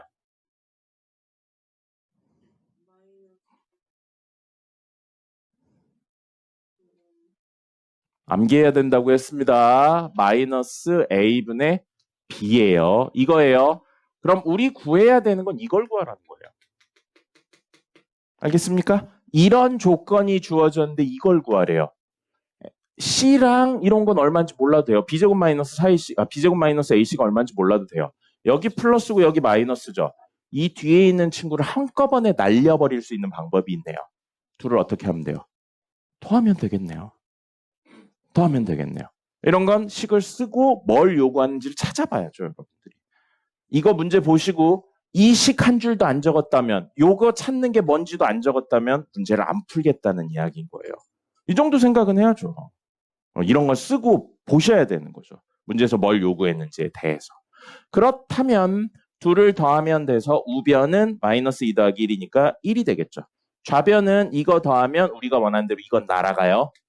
그러면 a분의 마이너스 b 더하기 a분의 마이너스 b니까 마이너스 a분의 2b가 되겠죠. 근데 우리 구해야 되는 건 뭐라고요? 마이너스 a분의 b예요. 이 친구를 마이너스 a분의 b로 만들려면 얼마? 2분의 1을 양변에 곱해주면 되겠네요. 그래서 우리가 원하는 이 친구는 2분의 1이 됩니다. 이런 걸 써놓고 어떻게 할까에 대해서 고민하라는 게 선생님이 원하는 거예요. 답을 못 내도. 아무것도 안 쓰고 어떻게 푸는지 몰라요 라고 하면 초등학교 및 중학교 1학년 선을 못 벗어난 겁니다. 문제가 있으면 조건들을 확인하시고 어떻게 변형할까, 어떻게 찾아볼까 그런 고민을 하시는 거예요. 그게 수학 실력이 느는 길인 겁니다. 공식을 몰라서 못 풀어요. 처음 보는 문제라 못 풀어요. 그렇게 접근하시면 절대 실력이 늘지 않습니다. 마지막 217번입니다. 217번 유리수 AB에 대하여 밑줄 치고 갈게요. 유리수 AB라는 거에 밑줄 치셔야 됩니다. 유리수 AB에 대해서 x제곱 플러스 ax 플러스 b는 0인데 이거 유리수고요. 이거 유리수예요. 근데 한근이 3 더하기 루트 6이라고요. 오늘 처음 알려드린 문제가 이거죠. 무리수가 나왔어요. 근데 한근이 알파인데 이 무리수에 더해도 곱해도 뭐가 나와야 되냐면 마이너스 A, B가 나오니까 유리수가 돼야 된다고요. 그럼 어떤 무리수에 더해도 곱해도 유리수를 만드는 친구는 유일하게 3 마이너스 루트 6 켤레 형태밖에 없다고요. 유리수란 조건 때문에 문제 이렇게 다이렉트로 갈 수 있고요. 그러면 두근의 합을 구해볼게요. 두근의 합 구하면 얼마냐면 6입니다. 두근의 곱 구하면 제곱 빼기 제곱 합차공식 써서요. 뭐가 되냐면 3이 될 겁니다. 그러면 A는 마이너스 6, B는 3이라는 사실이 나오는데 문제에선 X제곱 더하기 BX니까 B는 3X 그 다음에 더하기 A인데 마이너스 6은 0이죠. 근데 이 친구의 자 마지막 근 두 개 알파 베타라고 했는데 문제에서 제곱의 두근 차의 제곱을 구하래요. 베타 마이너스 알파의 차는 뺀 다음에 절대값 씌우는 거예요. 알파 빼기 베타 해도 됩니다. 이거의 제곱이고요. 지난 시간에 배운 거 이때 써먹네요. 절대값의 제곱은 뭐랑 똑같다고 그랬어요? 그냥 제곱하고 똑같습니다. 그래서 얘는 베타 마이너스 알파의 제곱하고 똑같고요. 그럼 우리 알파 더하기 베타 얼마인 거 알아요, 여기서? 맞아요. 마이너스 3이요. 대답해, 이 자식들아. 알파 베타는 얼마예요? 마이너스 6이죠. 이거를 알고 있는데 이걸 구하라고요. 그럼 얘를 뭘로 바꾸면 돼요? 알파 더하기 베타의 제곱 빼기 4알파 베타로 바꾸시면 되겠죠. 됐죠? 요거 혹시 모르셨던 분은 적어 놓으세요. 절대값의 제곱은 그냥 제곱하고 똑같고요. 그때 적어드렸던 건 제곱의 절대값도 그냥 제곱하고 똑같습니다. 빼서 절대값 씌우는 걸 수학에서 한 글자로 뭐라고 부른다고요? 차라고 부르는 겁니다. 아유, 현우 214번 이거 안 적어 놓으셨었네요. 반성하셔야 돼요. 문제를 보고 조건들을 하나도 정리 안 해놓고 몰라로 끝나는 건 문제를 안 풀겠다는 이야기인 겁니다. 써보시고 주어진 게 뭐고 내가 변형할 수 있는 게 뭐고 그럼 그걸 어떻게 찾지? 이런 고민을 하면서 수학적 실력이 느는 거예요. 여러분 혹시 방탈출 카페 가봤습니까? 그런 거 안 해봤어요? 혹은 책 같은 거에 보면 막 이렇게 A라고 생각하면 몇 페이지로 가, B라고 생각하면 몇 페이지로 가 막 이런 책들이 있지 않았나요? 그런 거 안 봤군요. 방탈출 카페나 그런 거 하면 문제에 주어진 조건들, 힌트들이 있고 그 힌트를 이용해서 다음 스텝으로 나간다고요. 그게 추리력이고 논리력인 거예요. 이거 문제를 풀면서 공식을 몰라 혹은 뭔데 이게 그렇게 끝날 거면 논리력하고 추리력이 전혀 안 늘죠. 하시려면 어떻게 해야 돼요? 조건들을 적어보는 겁니다. 그러면서 내가 뭘 알고 있는지 이걸 어떻게 변형할 수 있는지 보시고 해설을 봤어. 근데 해설에서 내가 처음 본 공식이 나왔어. 그러면 이건 뭐지? 하고 찾아보고 다음에 그 공식을 쓸 수 있게 되는 거죠. 사실 이런 건 선생님이 풀어드리는 게 의미가 없는 선이에요. 알겠어. 자, 여기까지 하고요. 10시 5분까지 쉬었다가 마저 오늘 진도 나가도록 하겠습니다. 내용이냐면요. 당연히 암기하고 있어야 되는 내용이에요. 거의 영어로 치면 A, B, C, D에 가까운 선입니다. 다시 말하면 왜에 대해서 깊게 고민할 필요가 없다는 겁니다. 약속까지는 아닌데 왜에 대해서 고민할 필요는 없는 문제들인 거예요. 실제 문제들에서 왜 이렇게 생겨 이런 건 안 물어봅니다. 네. 그리고 나중에 일부 내용들은 나중에 해당하는 영역이 나오면 왜 그렇게 되는지 설명을 드리긴 할 거예요. 근데 지금은 그거를 다루고 있는 파트가 아니기 때문에 왜보다는 오늘 하는 내용은 암기하고 적용해서 활용하는 게 훨씬 중요한 파트가 됩니다. 그러니까 왜 그럴까는 이걸 모든 게 끝나고 나서 천천히 고민하시면 됩니다. 지금은 그냥 받아들이고 활용한다. 로 생각을 해. 그럼 외우실 때, 암기하실 때 정확하게 암기하셔야 됩니다. 느낌만 쓱해요. 알겠죠? 연준 씨, 정신 차리시고요. 오늘 되게 중요한 거 합니다. 자, 그래서 여기부터 시작해 보겠습니다. 뭐냐면요. 원래 공수2 처음에 있는 내용인데 이 내용들을 설명하려면 필요해요. 그래서 이야기를 하겠습니다. 뭐냐면 점과 도형의 도형의 평행 그리고 대칭이동입니다.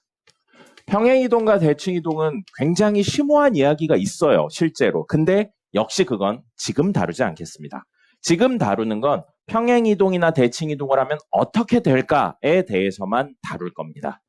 네, 나중에 공수2, 3월 달에 공수2 할 때 그때 디테일한 이야기 드릴게요. 자, 우리는 점이 있고요.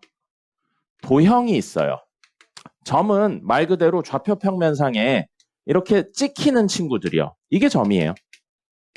그럼 도형은 뭐냐면요. 그 점들이 모여서 된 모든 걸 우리는 도형이라고 합니다. 우리가 중학교 때 배웠던 도형하고 개념이 조금 다르죠. 우리가 중학교 때 배웠던 도형은 뭐 삼각형, 사각형 이런 건데 그런 것뿐만 아니고 이런 선도 도형으로 치는 겁니다. 그래서 점은요. x, y라는 형태로 끝나요. 중요한 건 도형이 x, y로 되는데 뭐가 있냐면 는 0이 있어요. 그래서 뭐가 있으면 도형이라고 사실 판단을 하냐면요.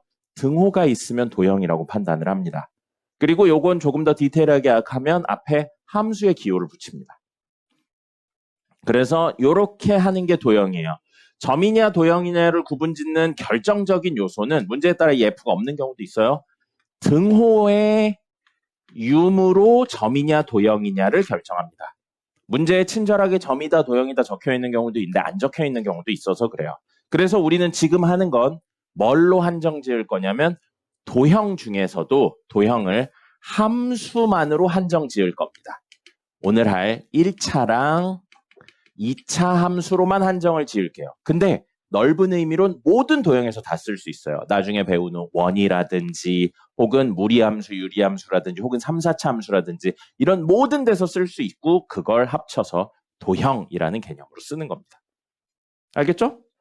자, 그냥 그렇구나 하시면 되고요. 자, 그럼 실제 이동에 대해서 이야기를 해보겠습니다.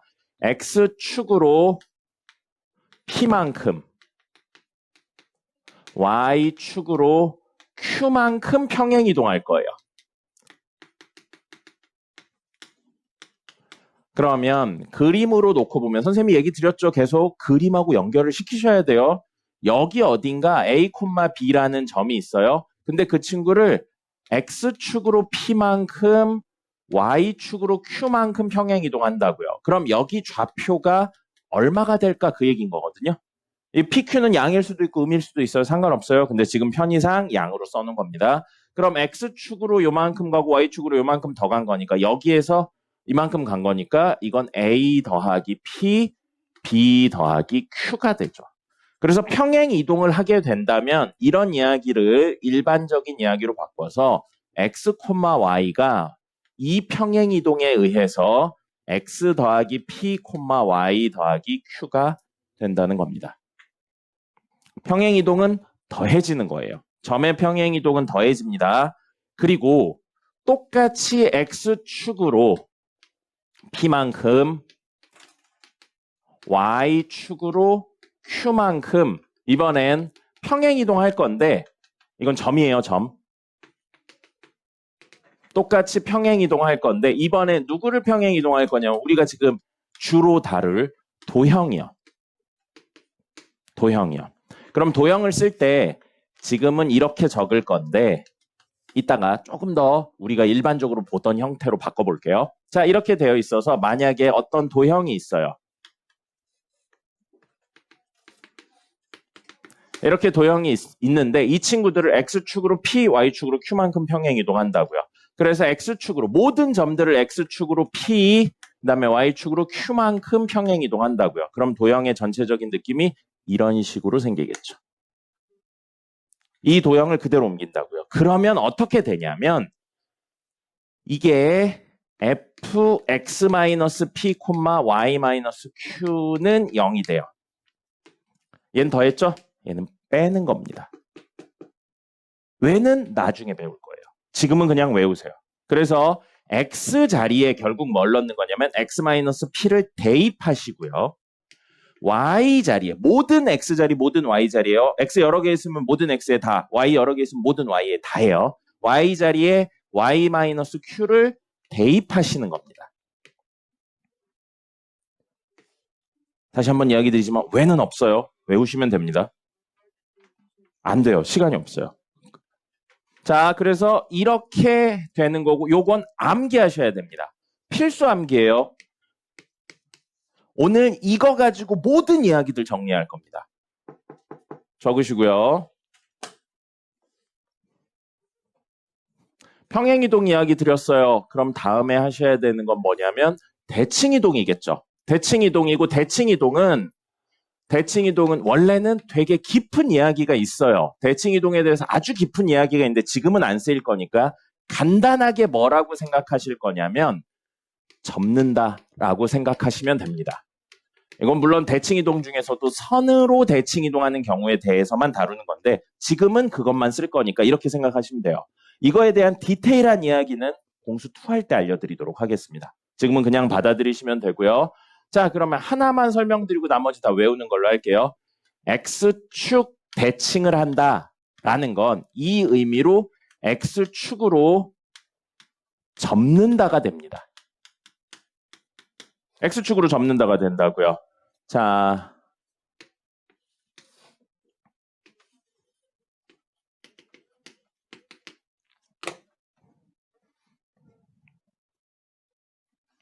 이 친구를 X축으로 접을 거예요. 자, 요 식은 도형입니까? 점입니까? 도형이에요. 왜요? 등호가 있으니까요. 등호가 있으니까 도형인 거예요. 그렇게 판단하시면 됩니다. 그럼 이 친구를 접을 건데 어디로 접는다고요? X축으로 접는다고요. 자, 그럼 보세요. 여기서부터는 이제 본인의 그 상상력이 들어가야 돼요. 이 부분 있죠. 이렇게 내려가는 부분. X축으로 접으면 위로 올라가겠죠. 그래서 모양이 이렇게 생길 겁니다. 그죠? 그 다음에 X축 위에 있는 이 부분 있죠? 접으면 이렇게 생길 거예요. 이게 뭐 한 거라고요? X축 대칭한 겁니다. 대칭이 뭐라고? 접는다고 생각하시면 됩니다. 됐죠? 연주다! 정신 차리시고요. 이거 중요해요. 오늘 이후에 이거 설명하는 날 없을 겁니다. 2월달 끝날 때까지 없어요. 그리고 이걸 가지고 우리 한 이틀 정도는 계속 써먹어야 됩니다. 월요일까지. 그러니까 기본적인 내용은 다 기억을 해야 돼요. 자, 그래서 접는다를 현재는 대칭이동으로 한정지어서 이야기하겠습니다. 그리고 5가지에 대해서 접는 이야기가 있어요. 그 이야기들을 외우셔야 돼요. 이건 도형 점에서 모두 쓸 수 있습니다. 도형 점에서 모두 쓸 수 있는 똑같은 결과를 가져요. 자, X축 대칭하는 경우 있고요. Y축 대칭하는 경우 있고요. 그 다음에 원점 대칭하는 경우 있어요. 원점 대칭이 사실은 선이 아니라서 이야기하기가 어려운데 이 친구는 뭐라고 생각하냐면 X축 대칭하고요. 그 다음에 Y축 대칭. 둘 다 대칭을 한다고 생각하시면 됩니다. 같은 결론이니까 이렇게 이해하시면 되고요. Y는 X에 대칭 이동하는 경우 있고요. Y는 마이너스 X에 대해 대칭 이동하는 경우 있습니다. 이 5가지에 대해서 암기를 하셔야 되고요. X축 대칭 이동한다면 Y 자리에 마이너스 Y를 넣어주면 됩니다. Y의 부호가 바뀐다고 생각하시면 돼요. 그 다음에 Y축 대칭하면 X 자리에 마이너스 X, X의 부호가 바뀝니다. 모든 X 자리에 마이너스 X라고 넣으시면 됩니다. 그 다음에 원점 대칭하면 X축 대칭, Y축 대칭을 둘 다 하는 거기 때문에 X 자리에는 마이너스 X, Y 자리에는 마이너스 Y라고 넣으시면 돼요. 자, 그럼 Y는 X에 대칭 이동하면요. X 자리에는 Y를 넣으시고요. 모든 X 자리에 Y를 넣으시고요. 모든 Y 자리에 X를 반대로 넣으시면 됩니다. 지금은 그냥 외웁시다. 자, 그 다음에 Y는 마이너스 X에 대해 대칭 이동하면 X 자리에 마이너스 Y를 넣고요. Y 자리에는 마이너스 X를 넣으면 돼요. 그럼 아까 이 식으로 볼게요. 어디 대칭했나요? 이거 어디 대칭한 거예요? X축 대칭했죠. X축 대칭하면 뭐의 부호가 바뀐다고요? Y 자리에 마이너스 Y 넣으라고요. 그럼 이건 식으로 바꾸면 Y가 이거 하나밖에 없죠.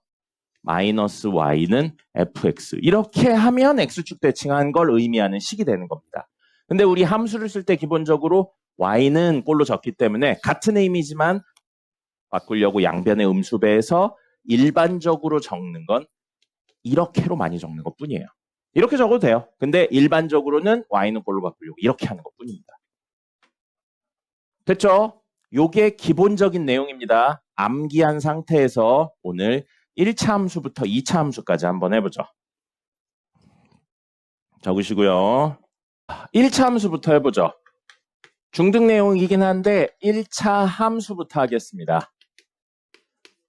자, 모든 함수들은 기본적으로 어떻게 하냐면 어떤 스텝으로 나가냐면요. 가장 기본적인 형태의 함수를 설명합니다.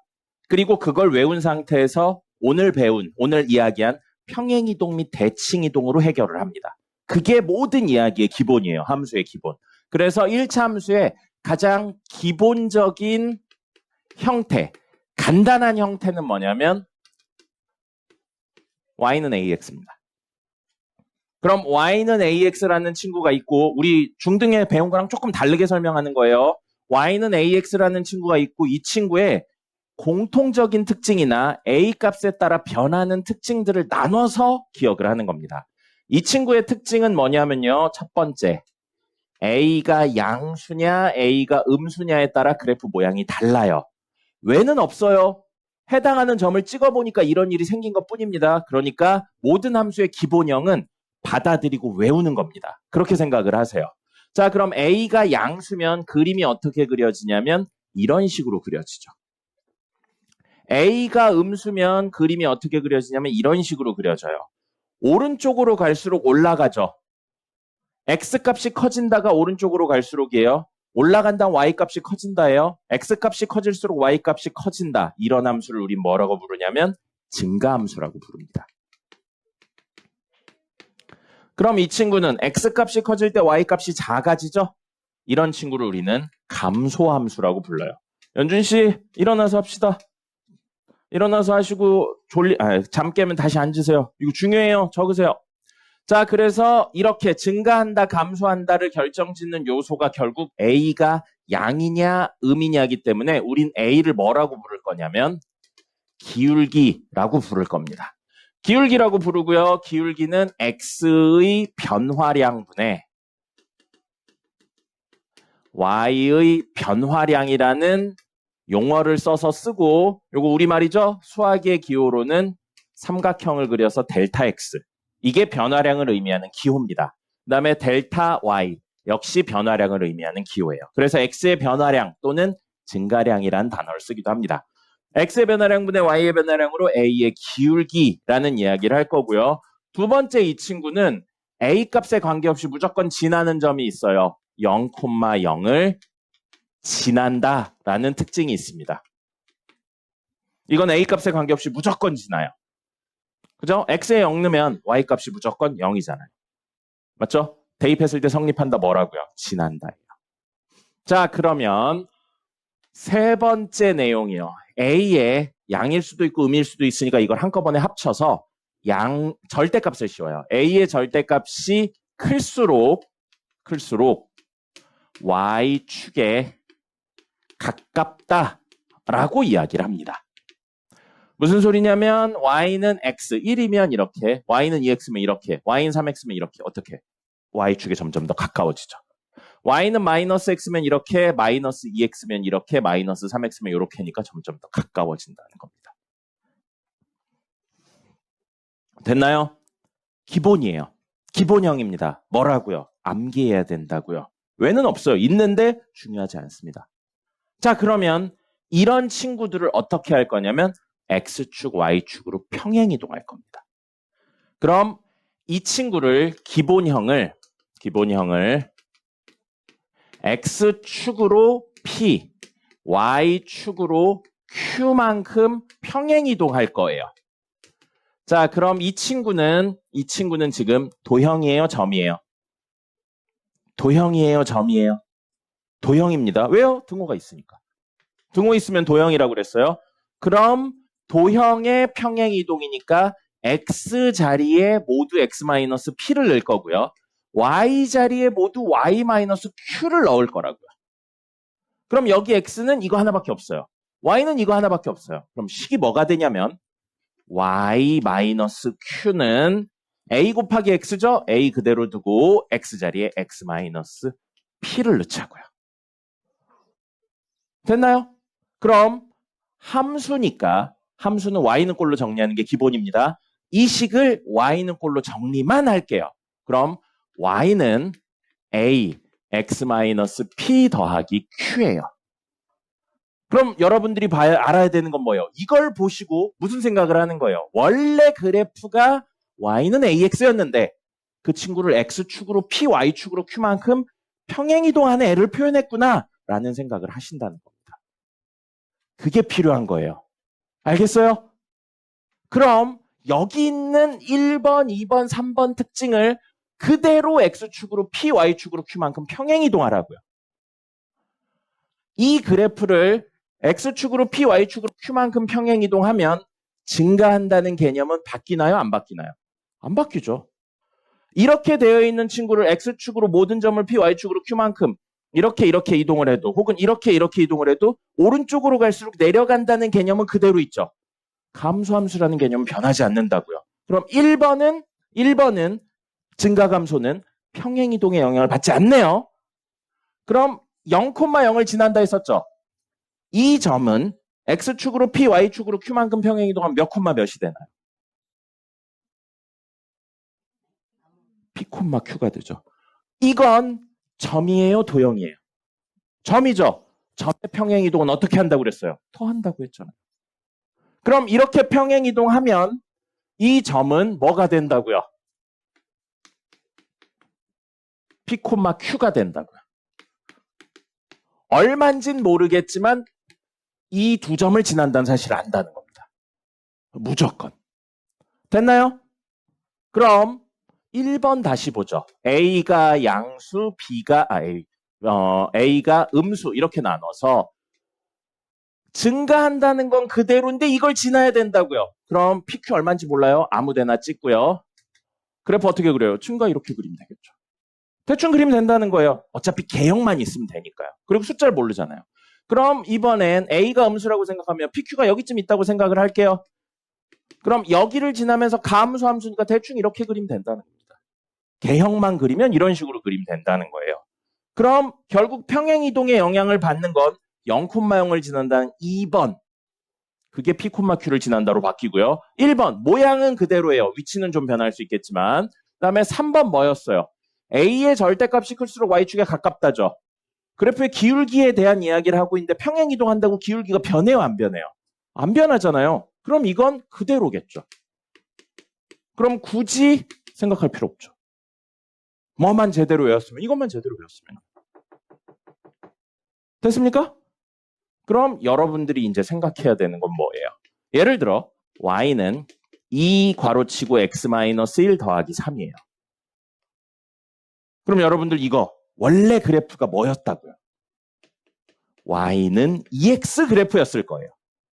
그럼 y는 2x 그래프 하는 순간 이 세 개가 머릿속에 떠올라야죠.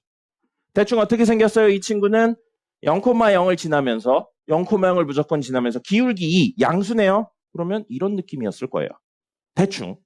근데 그 친구를 x축으로 x자리에 x-1 적혀 있네요. x축으로 얼만큼 평행이동한 거예요? 1만큼. 이거 넘겨서 생각하면 사실 y-3이라고 적힌 거죠? y자리에 y-3이라고 적혔어요. y축으로 얼마만큼? 3만큼 평행이동했구나. 그럼 얘는 몇 콤마 몇을 지난다는 거예요? 1,3을 지난다는 거죠. 이 0,0이 옮겨가서. 다른 데도 있지만 무조건 0,0을 지났던 친구니까 그게 옮겨갔다고 생각하는 게 제일 편하니까. 그죠? 그러면 이 친구는 어디 지난다고요? 무조건 1,3. 여기 지나고 기울기이니까 대충 이 정도 느낌으로 이런 느낌으로 그려지면 되겠네요. 그림을 이런 식으로 그린다는 거예요. 그럼 반대로 지나는 점 하나랑 기울기 있으면 식을 구할 수도 있는 거예요. 선생님이 첫날 수업했던 메인 내용이 뭐였어요? 방정식 함수 그래프는 같은 거고 경우에 따라 세 개가 왔다 갔다 할 수 있다고요. 그럼 여러분들이 지금까지 한 건 식을 보고 그래프를 그렸어요. 그럼 이제 그래프를 보고 뭘 할 수도 있어야 돼요. 식을 찾을 수도 있어야 된다는 겁니다. 같은 거니까요. 동전의 앞뒷면 같은 거니까요. 알겠습니까? 그럼 요 이야기 하고요. 절편 이야기까지 한 다음에 2차로 넘어가도록 하겠습니다. 못 적은 거 있으면 빨리 적으세요. 반대로 1차 함수 식 구하기예요. 그래프 그리는 거 말고 식을 구할 거예요. 식을 구할 때 우리 필요한 요소 두 가지라는 거 알았어요. 첫 번째, 지나는 점 하나 있으면 좋겠고요. 두 번째, 기울기 있으면 좋겠다고요. 기울기가 있어야 뭔가 이야기를 할 수 있으니까. 그래서 우리는 기울기가 문제에 M으로 나와 있고 만약에 점 하나를 지난다. A, B를 지난다. 이렇게 나와 있으면 생각을 어떻게 하냐면 이 친구는 원래 y는 mx라는 그래프여서 0,0을 지나는 친구였는데 그 0,0이 여기로 옮겨갔다고 생각을 하는 거예요. 그럴 수 있겠죠. 0,0이 a, b로 옮겨갔다는 건 이 친구를 x축으로 a만큼 y축으로 b만큼 평행이동했구나 라고 생각해도 무방하니까요. 됐죠? 물론 다른 점이 a, b로 갈 수도 있겠지만 0,0이 간다고 생각해도 되잖아요. 그렇기 때문에 이렇게 된다면 이렇게 이동한 거라고 생각해서 y-b는 기울기 m에 x-a 이렇게 쓰면 되겠네요. 그럼 식이 정리돼서 함수니까 y는 꼴로 적으면 y는 기울기 m에 x-a 더하기 b 이렇게 적어주시면 되겠습니다. 아마 이건 외우고 있는 학생도 있을 거예요. 근데 그 이야기가 사실은 뭐 때문이라고요? 평행이동의 개념이 들어갔기 때문에 이게 나올 수 있다는 겁니다. 그럼 문제에서 친절하게 기울기가 나오고 있는 경우도 있지만 우선 얘 하나 들고 할까요? 예를 들어 기울기 3이에요. 근데 마이너스 1,2를 지나요. 그럼 이 식은 y는 기울기 3에 x 마이너스 1이니까 플러스 1. 마이너스 1이라. 그리고 원래 여기 y-2가 있어야 되는데 넘어오면서 플러스 2가 된 거예요. 그럼 이걸 전개한 3x 플러스 3 플러스 2니까 플러스 5. 이 식이나 이 식이나 같은 식인 겁니다. 됐습니까? 이렇게 이야기를 할 수 있어요. 그리고 하나 더 있죠. 두 점을 지난다라는 이야기 나옵니다. 두 점을 지나면 뭐가 안 나온 거냐면 지나는 점 하나 나와 있는데 기울기가 안 나온 거죠. 그럼 여러분들이 하셔야 되는 건 뭐냐면 두 점으로 기울기를 구하셔야 돼요. 두 점 A, B랑 C, D를 지난다 나오면 기울기를 구하기 위해서 기울기는 아까 X의 변화량분의 Y의 변화량이라고 했어요. 그러면 식으로는 있어 보이게 델타 X분의 델타 Y라고 적고 기준을 잡으셔야 돼요. 얘를 잡든 상관없어요. 본인이 이걸 기준으로 잡았다면 X값에서 X값을 빼고요. Y값에서 Y값을 빼시면 됩니다. 이렇게 하셔도 되고요. 아니면 이걸 기준으로 잡았다면 X값에서 X값을 뺀 거분에 Y값에서 Y값을 뺀 걸 적어주시면 됩니다. 뭘 적든 상관없어요. 기준만 제대로 잡으시면 됩니다. 그럼 선생님은 이걸로 할게요. 처음에 했으니까. 그럼 이게 기울기예요. 그럼 아까 어떻게 한다고 그랬어요? Y는 하고 앞에 적어야 되는 게 기울기. 그죠? 기울기 적고요. 그 다음에 x 마이너스 점의 x좌표 더하기 점의 y좌표. 그럼 이 점하고 이 점 중에 아무거나 쓰셔도 돼요. 어차피 지나는 점이니까. 근데 그냥 선생님 아까 이거 기준 이걸로 잡았으니까 이걸로 할게요. 이렇게 적으시면 됩니다. 그럼 이 ABCD 구조를 외우시는 게 아니에요. 이게 결국 뭘 의미한다고요? 기울기요. 이게 뭘 의미한다고요? 점의 좌표라고요. 이것만 기억하시면 된다는 거죠. 그럼 역시 얘 하나 들어보면 1,2랑 5,7을 지나는 친구라고 할게요. 자, 그러면 기울기는 기준 예로 잡아볼까요? 기준 예로 잡으면 5 빼기 1분의 7 빼기 2예요. 아무거나 했더니 숫자가 그지 같네요. 4분의 5예요. 그럼 기울기 4분의 5입니다. 그럼 기울기 나왔죠? 한 점을 이거 쓰셔도 되고 이거 쓰셔도 돼요. 어차피 지나는 건 마찬가지니까요. 근데 기준 이걸로 잡았으니까 선생님 그냥 이걸로 쓸게요. 그러면 y는 기울기 4분의 5에 x-5 더하기 7 이렇게 적으셔도 되고요. 아니면 요걸로 생각을 하면 4분의 5에 x-1 더하기 2라고 쓰셔도 돼요. 전개해서 정리하면 똑같은 식입니다. 됐죠? 1차 함수를 이렇게 해서 구할 수 있어요. 그 다음에 용어 하나만 더 하고 2차로 넘어가겠습니다.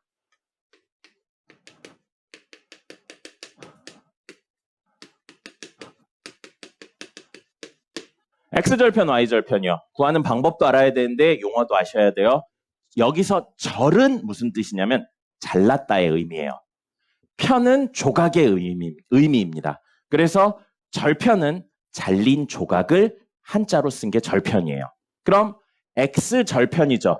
무슨 뜻이냐면 X축에 의해 잘린 조각이라고요. 그럼 y절편은 뭐예요? y축에 의해 잘린 조각입니다. 그래프 볼까요? 만약에 그래프가 이렇게 생겼어요. 이렇게 생겼어요. 그러면 이 친구가 x축에 의해 잘린 조각은 여기입니다. 이게 x절편이에요. 그럼 이 그래프가 y축에 의해 잘린 조각은 뭐가 되냐면 이게 돼요. 이게 y절편입니다. 다시 말하면 x절편은 그래프가 누구랑 만나는 점? x축과 만나는 점이에요. 여러 개 있을 수도 있고요. 없을 수도 있어요. 그럼 y절편은 뭐겠어요? 그래프가 누구와 만나는 점? y축과 만나는 점입니다. 이게 개념이에요. 구하는 방법은 뭐냐면요. 나중에 배울 거예요.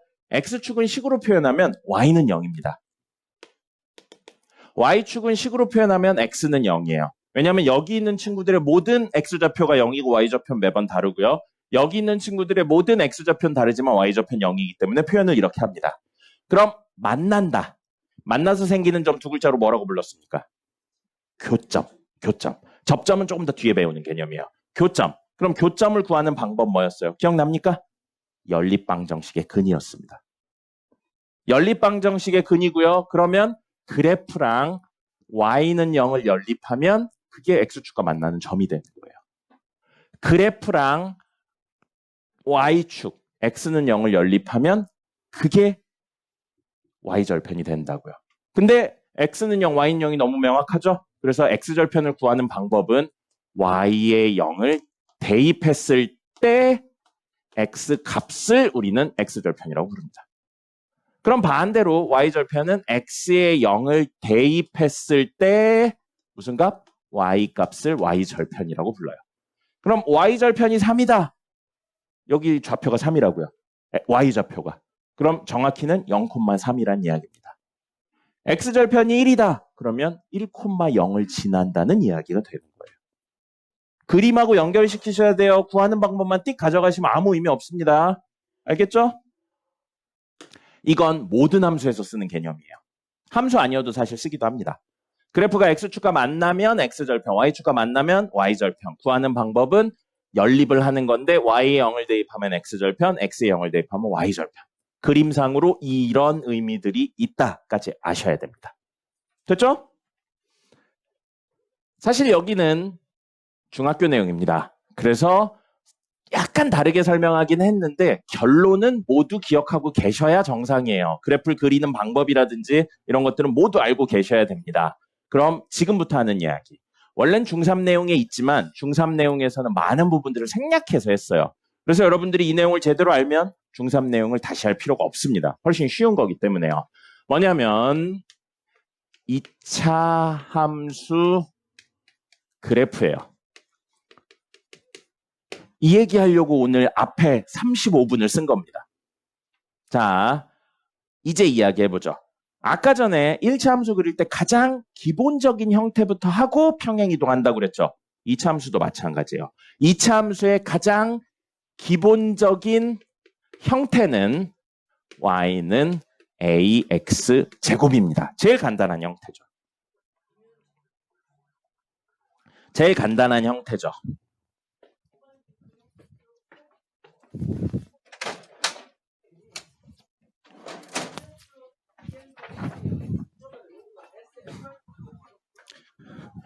필요한 만큼 쓰시고요. 더 필요하신 분들은 옆에 저거 남은 거 있으니까 저거 받아서 쓰세요.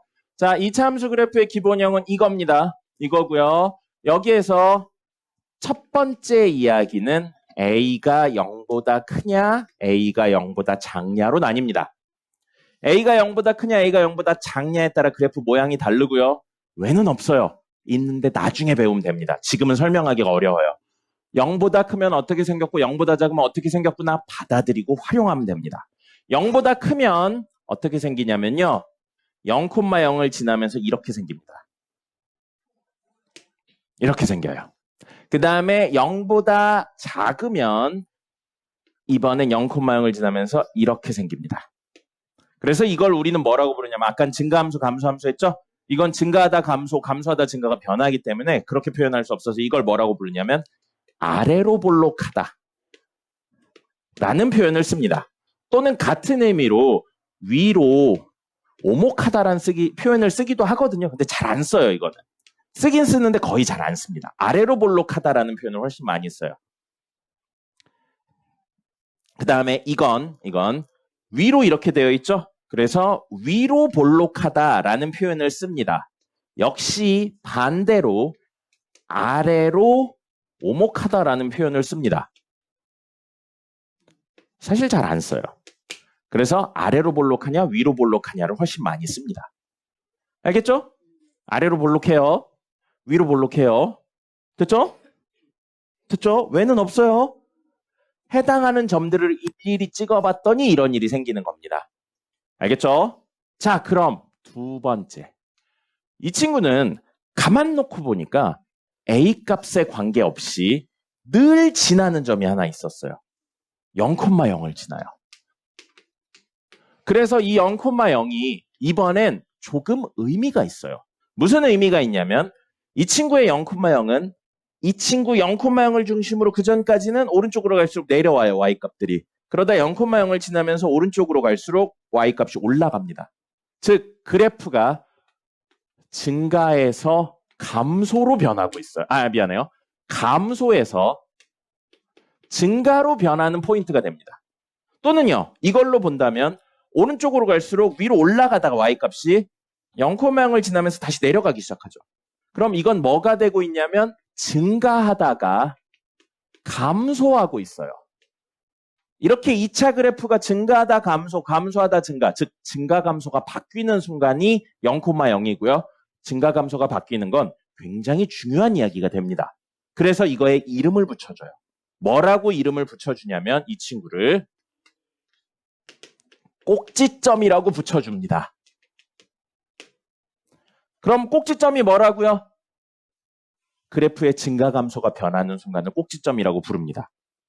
선생님이 나중에 꼭지점이 뭐야? 라고 했는데 여기요 라고 하시면 안 돼요. 꼭지점이 어디냐랑 꼭지점이 무엇이냐는 다른 개념이에요. 꼭지점이 무엇이라고요? 그래프의 증가 감소가 변하는 순간을 꼭지점이라고 부르는 겁니다. 알겠습니까? 그리고 그 위치가 어디라고요? 여기인 거예요. 알겠습니까? 어디냐랑 의미가 무엇이냐는 다른 이야기라고요. 자, 그 다음에 이 친구는 좌우가 대칭이에요. 그래프의 좌우가 대칭이거든요. 그래서 좌우가 대칭입니다. 대칭이 되는 기준을 우린 대칭축이라고 불러요. 뭐에 대해서 대칭이냐면 여기를 중심으로 좌우가 대칭입니다. 근데 이 친구라고 하긴 했는데 지금 그림에서는 Y축이지만 지금 그림에서는 Y축이죠? 근데 사실 이 Y축이 왜 된 거냐면 꼭지점 때문에 된 거예요. 그래서 꼭지점의 X좌표 X는 0을 대칭축으로 가지는 겁니다. 만약에 나중에 평행이동사에서 꼭지점의 좌표가 바뀌면 대칭축의 좌표도 바뀌는 거예요. 위치도 바뀝니다. 그래서 Y축이라고 외우시기보단 뭐라고요? 꼭지점의 X좌표를 중심으로 좌우가 대칭이다. 이렇게 생각을 하시는 겁니다.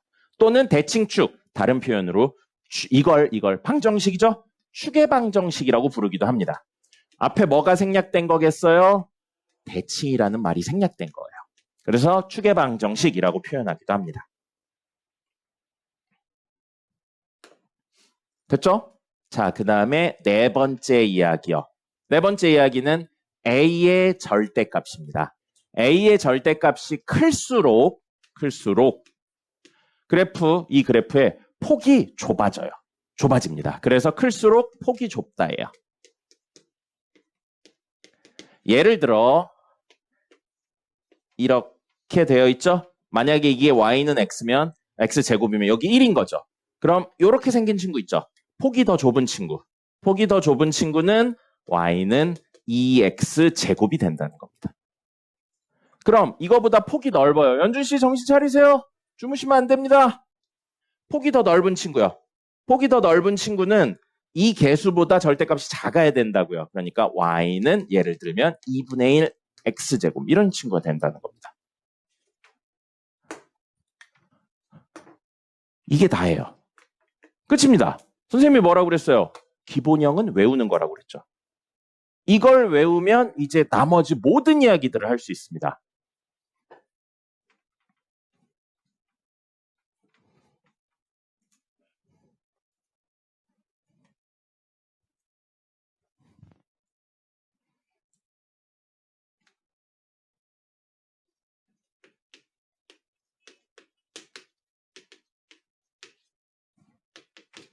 아까 이 짓을 했죠. 기본형을 어떻게 했어요? 평행이동했다고요. 그럼 어떻게 했어요? x 자리에 x-p, y 자리에 y-q를 적는 거예요. 그럼 원래 형태가 뭐였어요? y는 ax 제곱이죠. y는 ax 제곱이죠. 근데 이 친구의 y 자리에 y-q를 넣고요. x 자리에, 이거 x 제곱이면 사실 x 곱하기 x죠? 그럼 여기도 x-p를 넣고 여기도 x-p를 넣는 거예요. 그래서 a하고 x-p, x-p 이렇게 적는 거라고요. 그럼 간단히 정리하면 y는 a에 x-p의 제곱 더하기 q 이렇게 적으시면 되겠죠. 그럼 이게 뭐라고요? 이 그래프를 x축으로 p, y축으로 q만큼 평행이동한 그래프라고요. 여러분들은 그걸 아셔야 된다고요. 그럼 이 친구를 평행이동하면 좌우 위아래로 움직이면 모양이 변해요? 안 변해요? 모양은 안 변하죠. 위치만 변하지 아래로 볼록하다 위로 볼록하다는 모양은 안 변하잖아요. 그죠? 그러니까 1번은 그대로 가는 겁니다. A가 0보다 크면 아래로 볼록, A가 0보다 작으면 위로 볼록이라고요. 이건 그대로 가는 거예요. 그 다음에 2번 꼭지점이 원래 0,0이었어요. 이거 점이에요? 도형이에요? 점이죠. 점이죠. 근데 이 친구가 X축으로 P, Y축으로 Q만큼 평행이동하면 몇 콤마 몇이 돼요? 0,0을 X축으로 P, Y축으로 Q만큼 평행이동하면 몇 콤마 몇이 됩니까? P, Q가 되죠. 그럼 이 꼭지점 여기죠? 여기가 몇 콤마 몇이라고요? P, Q라고요. 여기가 몇 콤마 몇이라고요? P, Q라고요. 됐습니까? 그럼 세 번째는 뭐였었나요? 저기서. 보세요. 뭐라고 써있나. 세 번째는 뭐에 관련된 내용이었어요? 3번. 대칭축에 관련된 내용이었죠. 그럼 대칭축은 선생님이 뭐라고 그랬어요? 꼭지점에 x좌표를 쓰는 거라고요. x는 p를 중심으로 좌우가 대칭입니다. 그 x는 p가 누구예요? 얘예요, 얘. 이게 x는 p예요. 이걸 중심으로 좌우가 대칭인 거예요. 이걸 중심으로 좌우가 대칭인 거라고요. 이 내용을 평행이동하고 있는 것뿐이에요. 자, 그러면 네 번째 내용은 뭐였죠? A의 절대값이 클수록 그래프의 폭이 좁다죠. 그럼 평행이동하면 폭에 영향을 줘요, 안 줘요? 평행이동하는 건 안 주죠. 그럼 이건 굳이 적지 않겠습니다. 알고 있는 거니까요. 그럼 결국 평행이동에서 뭐가 바뀌는 거예요? 꼭지점하고 대칭축이 바뀐다는 겁니다. 됐습니까? 그럼 여러분들이 만약에 y는 3, x-1의 제곱 플러스 2 이렇게 되어 있어요. 그럼 이걸 보고 떠올려야 되는 건 뭐예요? 원래 그래프가 뭐다? 이거였을 텐데 이 친구를 x축으로 얼마? y축으로 얼마? 만큼 평행이동했다고요. 그럼 이건 아래로, 야 말이 안 나오냐? 아래로 볼록하고 0,0을 꼭지점으로 가지는 친구였을 텐데 그 친구를 이렇게 평행이동하면 아래로 볼록하고 몇 콤마 몇을 꼭지점으로 가져요? 1,2를 꼭지점으로 가지죠. 그럼 계략적으로 그리면 꼭지점이 몇 콤마 몇이라고요? 1,2. 여기쯤 있겠죠? 아래로 볼록 위로 볼록? 아래로 볼록하다고요. 이렇게 그리면 돼요. 그럼 이렇게 그려놓고 보니까 X축하고 만나나요? 안 만나나요? 안 만나죠. 그럼 이건 X절편 없는 그래프예요. 그럴 수도 있어요. Y축하고 만나나요? 안 만나나요? 만나죠. Y절편 있네요. Y절편 구하는 방법 뭐였나요? X에 0 넣었을 때 나오는 Y값. 그럼 주어진 식에 X에 0 넣어요. Y값 얼마 나오나요? 5 나오죠. 그럼 여기 표시하시고 O라고 적으시면 되는 겁니다. 이게 뭐라고요? 그래프 그리는 방법이에요. 안 어렵죠? 이제 어려운 이야기 할 거예요. 그러니까 기본형을 외워야 됩니다. 기본형을 안 외운 상태에선 무슨 이야기를 할 수가 없어요. 기본형을 꼭 외우셔야 됩니다. 기본형 외우셔야 되고요. 평행이동, 대칭이동 외우셔야 됩니다. 자, 그러면 저기까지 이야기하고 쉬었다가 그래프 그리는 실제 이야기까지 하도록 하겠습니다. 오늘 수업이 좀 타이트하네요. 자, 그럼 요 이야기거든요. 결국 일반형이에요. 이런 형태 있죠? 이렇게 평행이동한 거? 이런 걸 보고 뭐라고 부르냐면 요런 형태를 요 형태 이거 표준형이라고 부릅니다. 표준형이라고 부르고요. 일반형이고 일반형은 저걸 뭐 한 거냐면 이걸 전개하면 그걸 우리는 일반형이라고 부릅니다.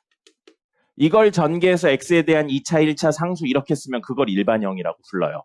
그럼 얘는 외울 필요는 없지만 보여만 드릴게요. x제곱 마이너스 2px 플러스 p제곱 더하기 q고요.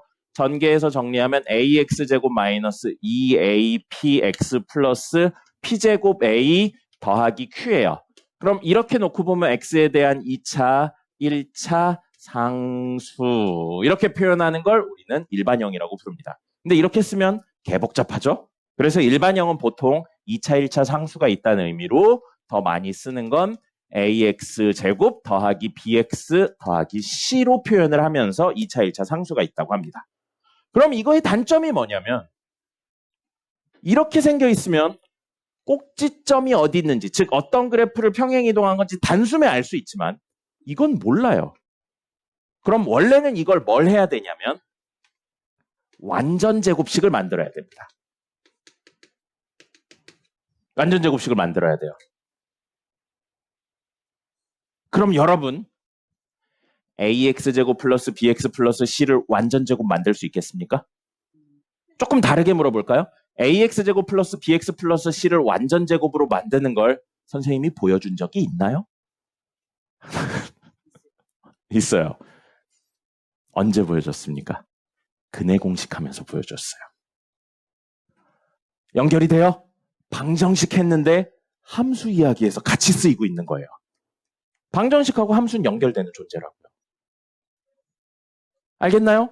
연결은 나중에 할 거예요. 근데 지금은 어쨌든 연결이 될 수 있다. 자, 그러면 이거 완전 제곱식 만드는 거 기억나요? A로 여기까지 묶어가지고 X의 개수의 절반의 제곱을 더하고 밖으로 빼가지고 해서 그때는 방정식이라 는영이 있어가지고 넘겨가지고 루트 씌우고 막 했죠? 그거 기억나요? 선생님이 해드렸던 건 개 길었죠? 그럼 그걸 매번 하면 너무 오래 걸리겠죠? 그래서 빨리 푸는 방법에 대한 이야기를 할 거예요. 빨리 푸는 방법에 대한 이야기를 할 거고 중요한 포인트는 뭐냐면 꼭지점이 어딨나에 대해서 알아야 돼요. 이 2차의 개수 A 있죠? 이거는 똑같아요. A는 계속 똑같은 친구니까 상관이 없는데 A가 양수죠? 아래로 볼록. A가 음수죠? 위로 볼록. 똑같아요. 근데 꼭지점을 한 번에 알기가 어려서 문제인 거잖아요.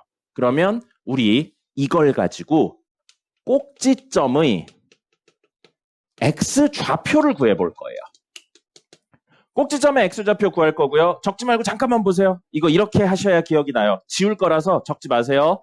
그 X좌표는 뭐가 되냐면 자 여기다 뭐 쓸 거냐면 근해 공식 쓸 거예요. 2a분의 마이너스 b 플러스 마이너스 루트 b제곱 마이너스 4ac 이거 외우고 있어야 됩니다. 근해 공식이죠. 근해 공식에서 뒷부분을 지울 거예요. 2a분의 마이너스 b 있죠? 이게 꼭지점의 X좌표입니다. 왜인지는 나중에 할 거예요.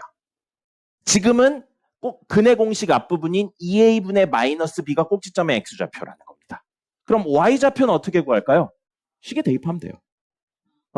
이거 지나는 점이잖아요. 지나는 점은 대입했을 때 성립하니까 이걸 대입하면 됩니다. 그래서 꼭지점의 Y좌표는요.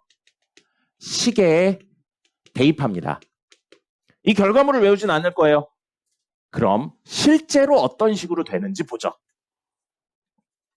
자, y는 2x제곱 마이너스 4x 플러스 1 이렇게 되어 있어요. 이게 일반형이에요. 2차, 1차 상수 이렇게 적은 거. 2차의 개수, 이게 우리 a입니다. 2차의 개수, a. a가 양이에요, 음이에요? a가 양이에요, 음이에요? 양이죠? 아래로 볼록하다고요. 1번 쓴 거예요. 꼭지점 찾아야죠. 꼭지점의 x좌표 뭐라고요? 근의 공식 앞부분. 2a분의 마이너스 b라고요. 얼마예요? 그럼 1이네요. y좌표는 식에다 넣으면 나온다고요. 여기다 1 넣으면 얼마 나와요? 그럼 1, 마이너스 1을 꼭지점으로 한다고요. 그럼 1, 마이너스 1을 꼭지점으로 하고 a가 얼마인 친구? 2인 친구죠. 그럼 이거 이렇게 표준형으로 바꾸면 y는 2에 x-1의 제곱 더하기 마이너스 1. 이건 거예요. 됐나요? 그럼 이걸 좌표 평면상에 뿌린다면 1, 마이너스 1 여기쯤 있겠죠. 그리고 아래로 볼록해요. 맞죠? 아래로 볼록해요. 그러면 여러분 이따가 한 번 더 설명드리긴 할 건데 아래로 볼록한 게 이럴 수도 있고 되게 좁아서 이렇게 될 수도 있죠. 그럼 이 두 친구의 차이가 뭐냐면 y절편이 음수냐 양수냐예요. 그럼 y절편은 어떻게 구한다고 했죠? x에 0 넣었을 때 나오는 y값이라고요. 여기다 넣으셔도 되지만 여기다 0 넣으면 굉장히 간단해요. x에 0 넣으면 y값 얼마예요? 그러면 1번 그래프랑 2번 그래프 중에 1번 그래프는 아니겠죠. y절편이 음수니까. 그러니까 그래프를 계략적으로 그려도 이 정도 맞추셔야죠. 그럼 이걸 계략적으로 그려낸다면 1, 마이너스 1 꼭지점 잡고요. y절편 얼마라고요? 1. 여기요. 그럼 여길 꼭지점으로 하고 여길 지나면서 아래로 볼록하니까 이런 느낌으로 그리시면 되겠죠. 됐습니까? 그럼 x절편 두 개 있죠. x절편 어떻게 구한다고 했나요? 구하는 방법 뭐예요? x절편. y에 0 넣었을 때 나오는 x값이라고요. 이게 식이 y는 0이에요. 이게 식이 x는 0이고요. 그래서 교점을 찾으려고 x는 0을 집어넣은 거고 교점을 찾으려고 y는 0을 집어넣습니다. 그럼 y는 0을 집어넣는 순간 0은 2x 제곱 마이너스 4x 플러스 1이죠. 몇 차 방정식 되나요? 2차 방정식의 해 두 개가 얘네라고요. 그럼 이건 인수분해 돼요? 안 돼요? 안 되죠. 그럼 선생님이 이거 아무거나 써서 그런 거예요. 인수분해 보통 되게 냅니다. 그럼 인수분해 돼서 근을 구할 수 있으면 구하시고요. 만약에 못 구하면 지금은 우리 그래프를 그려야 되니까 근의 공식으로 적어주시면 됩니다. 그럼 여기는 근의 공식 중에 빼기 땡땡땡 부분일 거고요. 왼쪽이니까. 여기는 근의 공식 중에 더하기 땡땡땡 부분이겠죠. 뿔만 있을 때. 맞죠? 그렇게 해서 적으시면 돼요. 그러면 여기 좌표는 뭐가 된다고요? 2a분의 마이너스 b 플러스 마이너스 루트 b제곱 마이너스 4ac인데 4ac 하면 8인가요? 4ac 하면 8이죠. 그러면 요게 8이네요. 그럼 여기 좌표는 4분의 4 마이너스 왼쪽에 있으니까 마이너스죠. 4 루트 2 루트 2 4 빼기 2 루트 2 요거고 요거는 4분의 4 플러스 2 루트 2가 된다는 거죠. 그래프상의 x절편 y절편도 모두 구할 수 있다고요. 뭐여도 표준형이어도 일반형이어도. 그럼 이따 쉬고 나서 그래프 그리는 거 이야기를 마저 할 겁니다. 알겠죠? 기본형은 외우는 거예요. 그걸 평행이동, 대칭이동으로 하고 풀어낸 일반형은 몇 개의 특수한 방법들이 있습니다. 그런 걸로 기억을 하는 거예요. 중요한 포인트 뭐라고요? 꼭지점의 x좌표는 근의 공식 앞부분이다. 알겠죠? 쉬었다가 하겠습니다. 정각인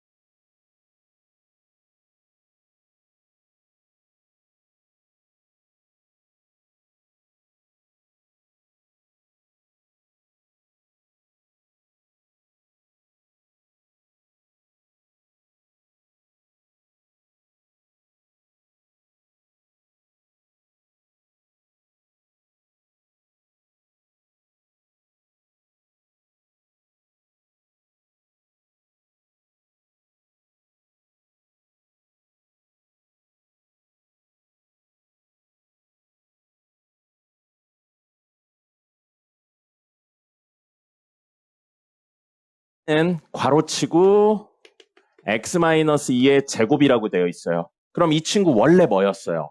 y는 x제곱이었는데 x축으로 얼만큼 평행 이동한 거예요? 이만큼 평행 이동한 겁니다. 이걸 적어주시고요. 그럼 꼭지점 몇 콤마 몇 돼요? 원래 0,0이었는데 이만큼 평행 이동했으니까 2,0이 된다는 거죠. 됐습니까? 그럼 2,0을 꼭지점으로 하고요. 이 친구 아래로 볼록이에요? 위로 볼록이에요? 아래로 볼록이죠. 최고 차이 개수 여기 1이니까. 그러면 2,0이면 여기쯤 있을 거예요. 자, 그럼 생각해 볼게요. 그리기 전에. 이렇게 생기겠죠. 이렇게 생기겠죠. 그러면 뭘 가지냐면 분명히 y축과 만나는 점이 있어요. y축과 만나는 점 뭐라고 불렀다고요? y절편. 이거부터 해주는 거예요. y절편. x에 0 넣었을 때 나오는 y값이라고요. x에 0 넣으면 y값 얼마 나와요? 그럼 여기쯤 잡으면 안 되겠죠. 이만큼이 두 칸인데 여기쯤 잡고 4 쓰면 안 되잖아요. 비율을 어느 정도 맞추라고요. 완전히 똑같을 필요는 없지만 맞춰야죠. 그럼 대충 여기쯤 하고 4라고 적어야죠. 그 다음에 아래로 볼록이니까 여기 지나면서 여기 꼭지점으로 하면 이렇게죠. 이런 느낌으로 그려주시면 됩니다. 그리고 생각을 조금만 더 해볼게요. 여기선 표시하시지 않아도 되는데 여기에서 왼쪽으로 두 칸 가면 위에 4칸 찍히죠. 좌우 대칭이라고 그랬죠. 그럼 여기 대충 그리지 말고 두 칸에 4칸이 여기쯤 찍히게 이렇게 그림을 똑같이 그려주면 어느 정도 대칭성이 살겠죠. 이런 것들을 생각하면서 그려주라는 겁니다. 됐죠? 자, 그래서 이거 표시하셔야 돼요. 그럼 Y축 평행 이동했고 X축 평행 이동했으니까 다음에 나오는 건 뭐겠어요? 둘 다 하는 거죠. 자, 그럼 11페이지에 왼쪽 밑에 있는 거 Y는 X 플러스 1의 제곱 빼기 1이에요. 그럼 이 친구는 기본이 뭐죠? 기본이 지윤아 뭐하세요? 기본이 뭐예요? Y는 X 제곱이었을 거예요. 근데 X 자리에 X 플러스 1이라고 적혀 있으니까 사실은 X 마이너스 1인 거예요. 평행 이동한 만큼 빼주는 거잖아요.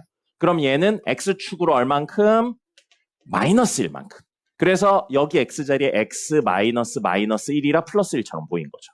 그 다음에 Y축으로는 얼만큼? 마이너스 1만큼 평행 이동한 겁니다. 됐죠? 그럼 꼭지점이 몇 콤마 몇이 돼요? 마이너스 1 콤마 마이너스 1이 됩니다. 이게 사실은 0,0이었던 친구를 평행 이동해서 된 거라는 거죠. 그러면 꼭지점이 마이너스 1, 1이니까 마1, 마1이면 왼쪽으로 간 거랑 밑으로 간 게 비슷한 위치에 표시를 하셔야죠. 여기 표시를 하셔야죠. 여러분 마1, 마1인데 여기쯤 표시하고 마1, 마1 하면 비율이 안 맞잖아요. 이 정도 비율은 맞춰주세요. 정확하게는 아니어도. 자, 여기 지나면서 아래로 볼록이에요? 위로 볼록이에요? 최고차의 개수 양수죠? 아래로 볼록이에요. 아래로 볼록이면 생각해보세요. 분명히 X축과 여기서 만날 거고요. 여기쯤에서 뭐랑 만나냐면 Y축 그리고 X축과 만나겠네요. Y절편부터 구해봅시다. X에 0 넣어요. Y값 얼마 나옵니까? X에 0 넣어요. Y값 얼마 나와요? 0 나오죠. 그럼 얘는 여기를 지난다고요. 0,0을. 여기를 꼭지점으로 하면서 여기를 지나게 그래프를 그리면 이쪽만 그리면 이렇게 되겠죠. 그럼 여기 표시하자고요. 0,0. 됐죠? 그럼 여기는 X절편이면서 동시에 Y절편이네요. 그럼 생각해 볼게요. 여기를 중심으로 좌우가 대칭인데 한 칸 한 칸 간 거죠. 그럼 여기도 한 칸 한 칸 간 여기쯤 찍혀야겠죠. 그럼 여기서 왼쪽으로 한 칸 가면 얼마예요? X절표 마이너스 2죠. 그럼 여기 마이너스 2예요. 계산 안 해봐도 알 수 있다는 거죠. 근데 계산까지 한다면 Y에 0을 넣었을 때 나오는 X값을 찾는 겁니다. 그럼 이거 넘기면 1은 X 플러스 1의 제곱이니까 X 플러스 1은 1이거나 마이너스 1이에요. 넘기면 X는 0이거나 X는 얼마? 마이너스 1인 거죠. 그래서 마이너스 1랑 0이 나오는 거예요. 이렇게 하셔도 됩니다. 대칭성을 활용하셔도 되고요. 아니면 계산을 해서 하셔도 됩니다. 어쨌든 중요한 건 표시를 하셔야 된다는 거예요. 됐습니까? 뭐를 표시하고 있어요? 꼭지점 X절편, Y절편을 표시하셔야 됩니다. 됐나요? 이 세 개가 제일 중요한 거예요. 그럼 뒤로 더 가보죠. 이번에 뒤로 더 가니까 13페이지엔 뭐가 나왔냐면요. 조금 다른 형태가 나와 있어요. 인수분해가 되어 있습니다. 인수분해 되어 있고요. 왼쪽 위에 거 해볼게요. Y는 X-2, X-4예요. 자, 선생님이 얘기 드렸죠? 함수 방정식 그래프는 다 같은 의미예요. 우리 2차 함수지만 만약에 있다면, 는 0이 있다면 뭐라고 생각해도 되냐면 2차 방정식이라고 생각해도 돼요. 그럼 이걸 0이라고 하는 건 마치 뭐처럼 보이냐면 이 친구랑 y는 0을 연립하면 x-2, x-4는 0 이런 2차 방정식으로 생각할 수 있습니다. 자, y는 0 있죠? 이 식 있죠? 연립한다는 건 둘의 교점을 구한다는 이야기나 마찬가지예요. y는 0이 누구라고 그랬죠? 아까 설명하면서 잠깐 나왔었어요. y는 0. x축이에요. 그럼 이 친구와 이 친구를 연립해서 나온다는 건 이 친구와 x축과의 교점을 찾는다는 이야기인 겁니다. 됐습니까? 그럼 인수분해 되어 있죠. 는 0이에요. 근 얼마랑 얼마인가요? 요걸 만족시키는 근 얼마랑 얼마예요? x는 2랑 x는 4죠. 됐죠? 그럼 어디랑 어디를 지난다고요? 2,0하고 4,0을 지난다고요. x축과의 교점이 여기라고요. 아래로 볼록 위로 볼록 이 친구. 최고차의 계수 전개한다고 생각하면 양수예요, 음수예요? 최고차의 계수, 2차의 계수 양수예요, 음수예요? 전개하면 양수죠. 그럼 이 두 점을 지나면서 아래로 볼록 위로 볼록. 아래로 볼록이에요. 아래로 볼록이에요. 그럼 지금 x절편은 찾았죠? 꼭지점하고 y절편 있어야 된다고 그랬어요? y절편부터 구해볼까요? y절편 어떻게 구해요? y절편 어떻게 구해요? x에 0 넣으면 나오는 y값이라고요. x에 0 넣으면 y값 얼마 나옵니까? 8 나오죠? 그러면 여기가 2, 여기가 4면 8은 개높게 있을 거예요. 여기 좀 8 찍으면 되겠죠. 비율이 어느 정도 맞아야 되니까. 그리고 2차 함수는 좌우가 대칭이었어요. 어디를 중심으로요? 꼭지점의 x좌표. 맞습니까? 그럼 2랑 4가 이렇게 아래로 볼록하면서 생긴 친구죠. 2랑 4의 가운데가 꼭지점의 x좌표일 겁니다. 좌우가 대칭이니까요. 그럼 2랑 4의 가운데 얼마죠? 3이죠. 그러면 꼭지점의 x좌표는 분명히 3일 거예요. 여기다 뭐 적어야 된다고요? 꼭지점의 x좌표. 3 적어요. 그럼 y좌표는 어떻게 구하나요? 원래 식에 넣으면 된다고요. 이 식에 3 넣어보세요.